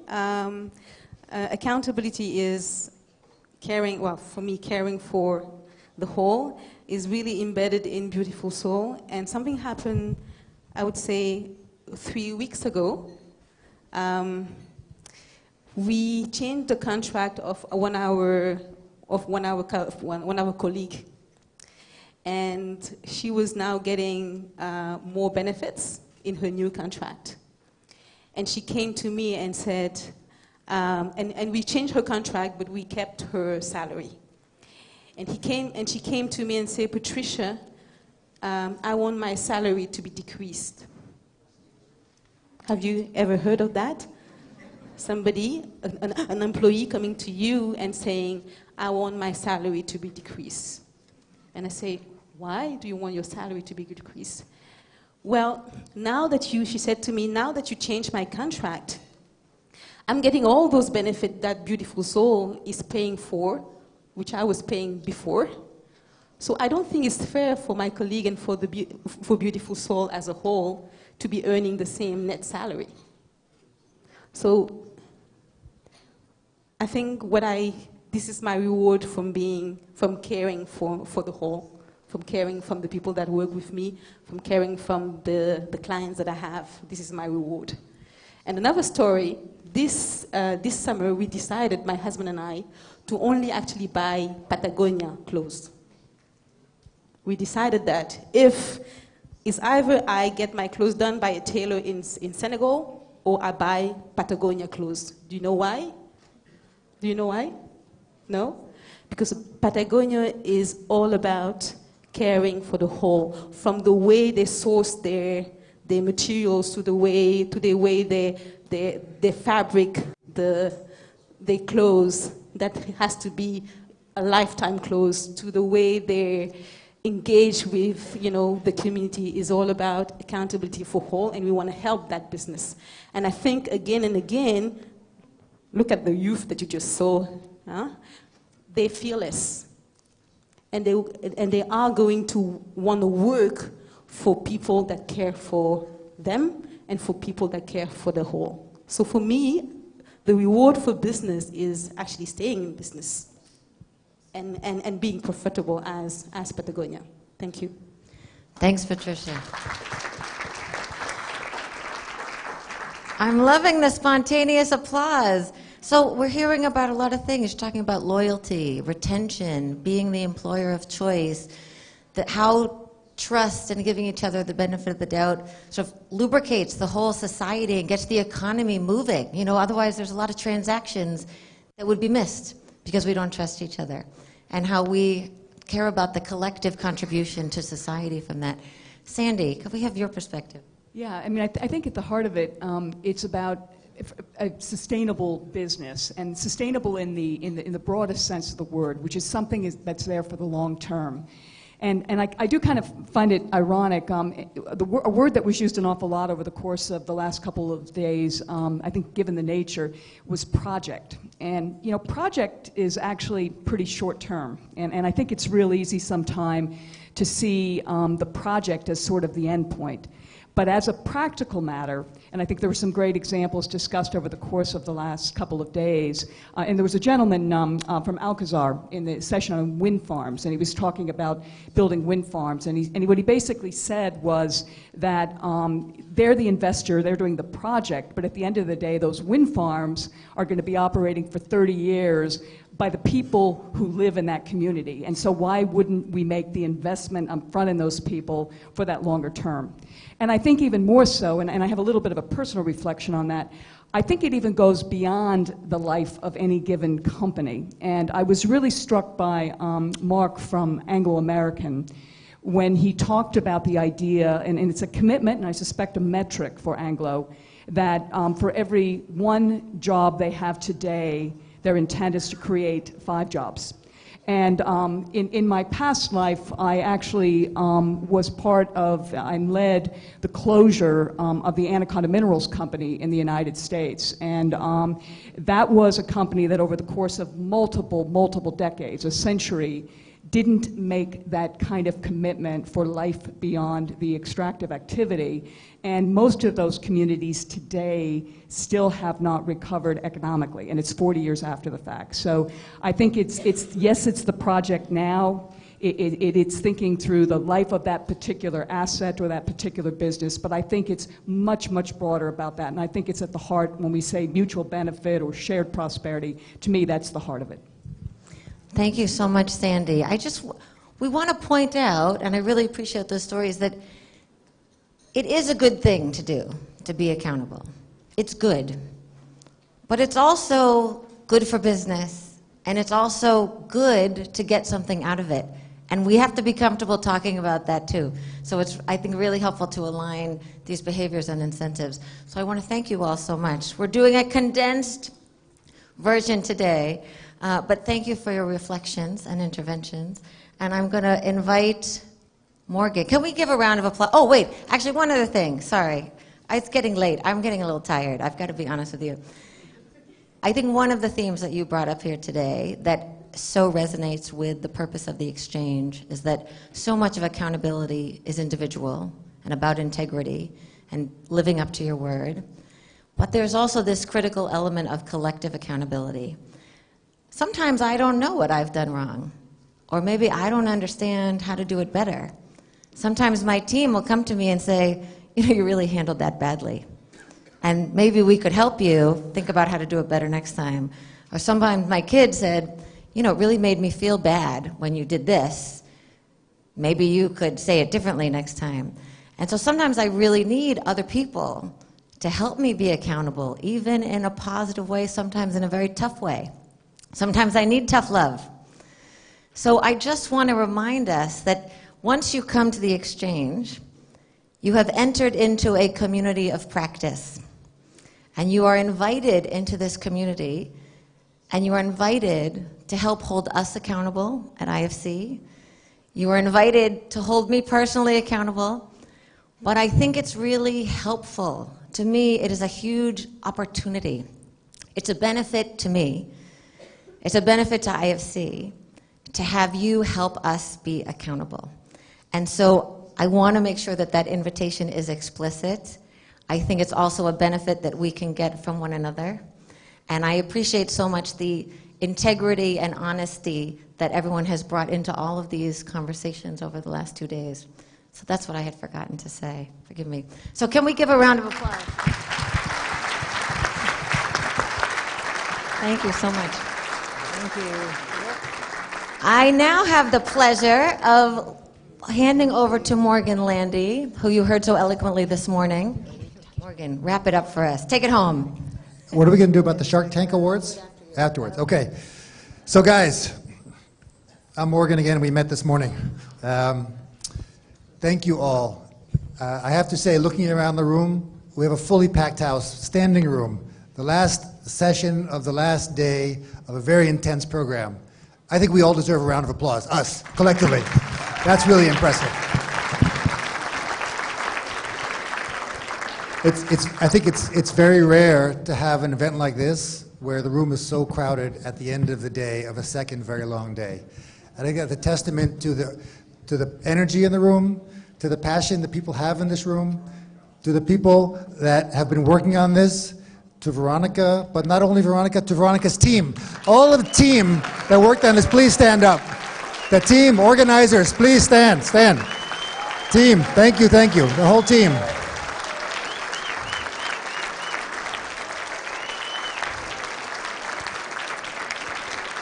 Thank you, guys.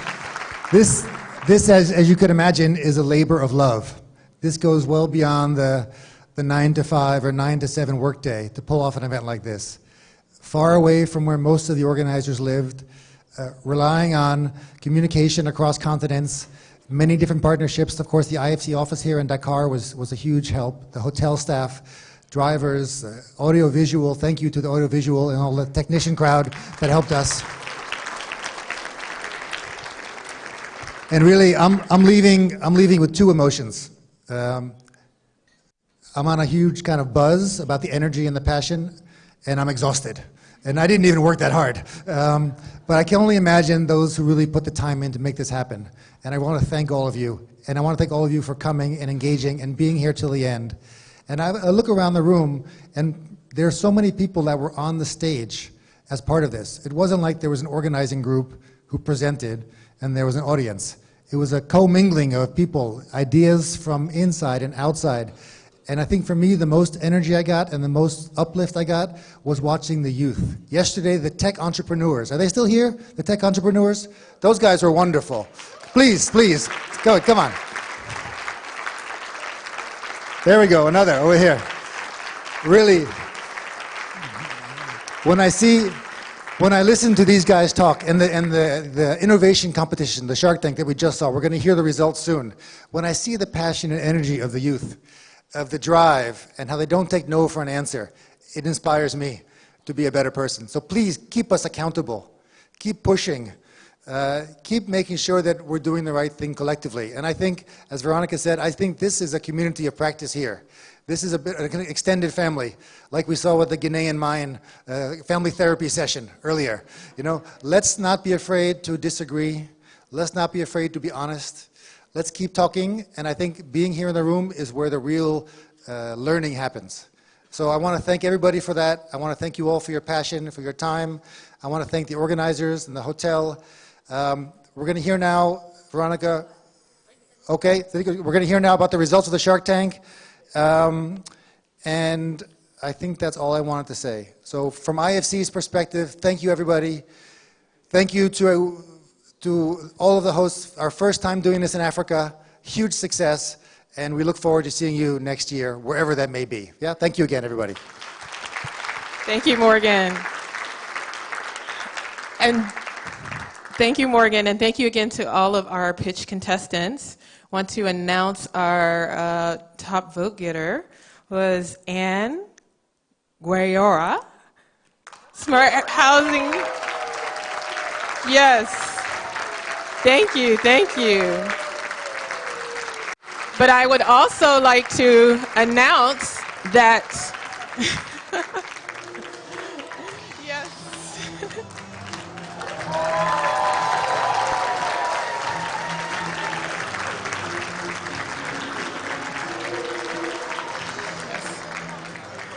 So thank you, Anne. So Anne will be receiving free travel back to our exchange next year to give us an update and to participate on one of our panels. And I would like to also announce that our judges have offered several things. So our judges, where are our judges in the room? Ashwin. Ashwin has offered 1 hour per month for the next 3 months, investor readiness, for each of our startups.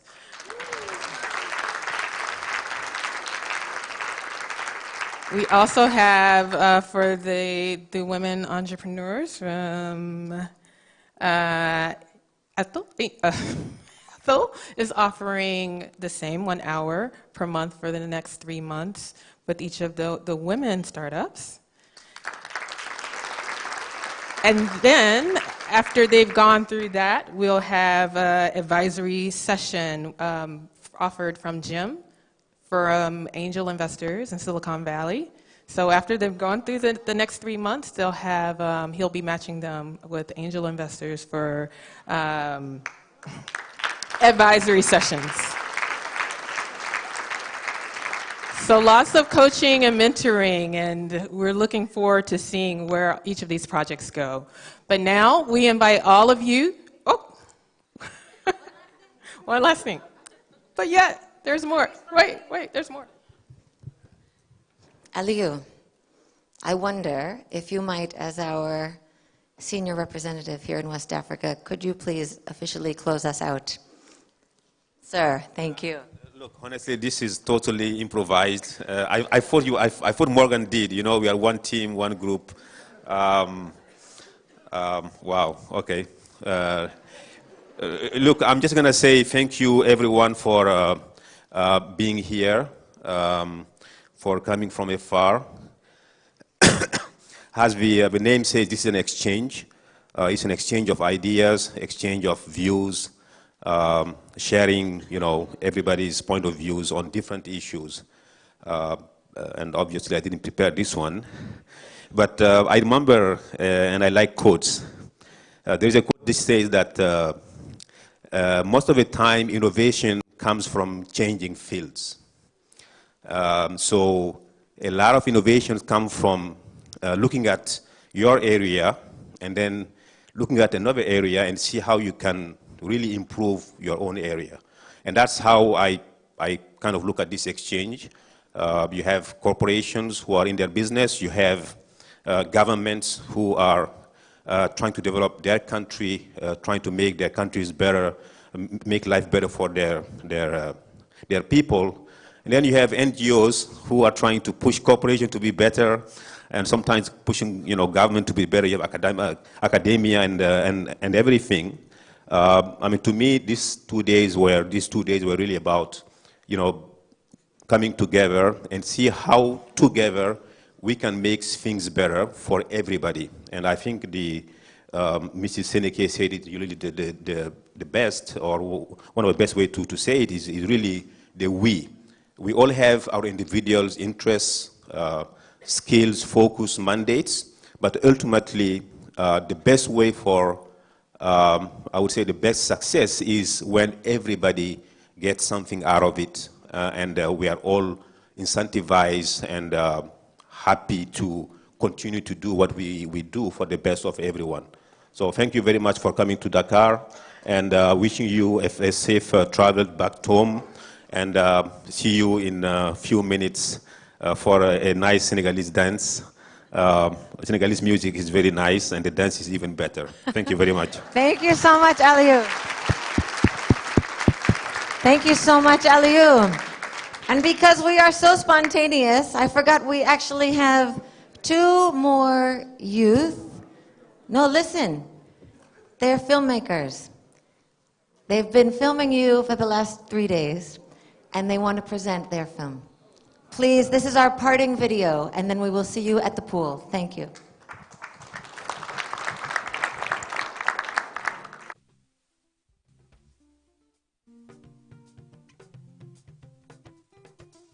Sustainable economic growth is growth that leaves no one behind and is inclusive. When you have effective transportation, you impact on productivities of the cities and of the nation at large. Because people need to access services, people need to accept their jobs.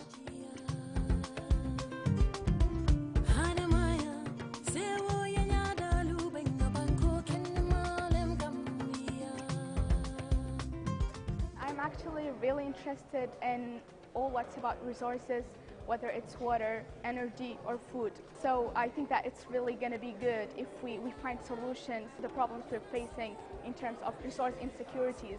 Je suis très curieuse intellectuellement, particulièrement je m'intéresse à la technologie et surtout la physique-chimie, car grâce à ça on apprend beaucoup de choses, on apprend aussi comment changer le monde et participer à l'amélioration d'un meilleur futur.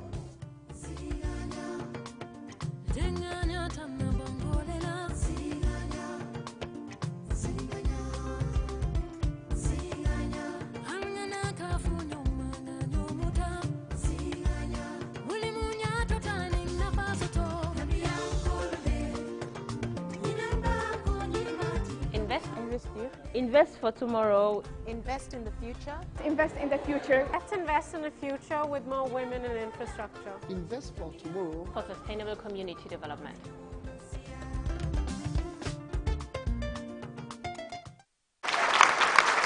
Magda and Lawrence, take a quick bow for your rapid speed production. They are available for hire. You can meet them at the pool. The bar is open. Jërëjëf. Ba beneen yoon. Merci beaucoup. Ñu ngi dem.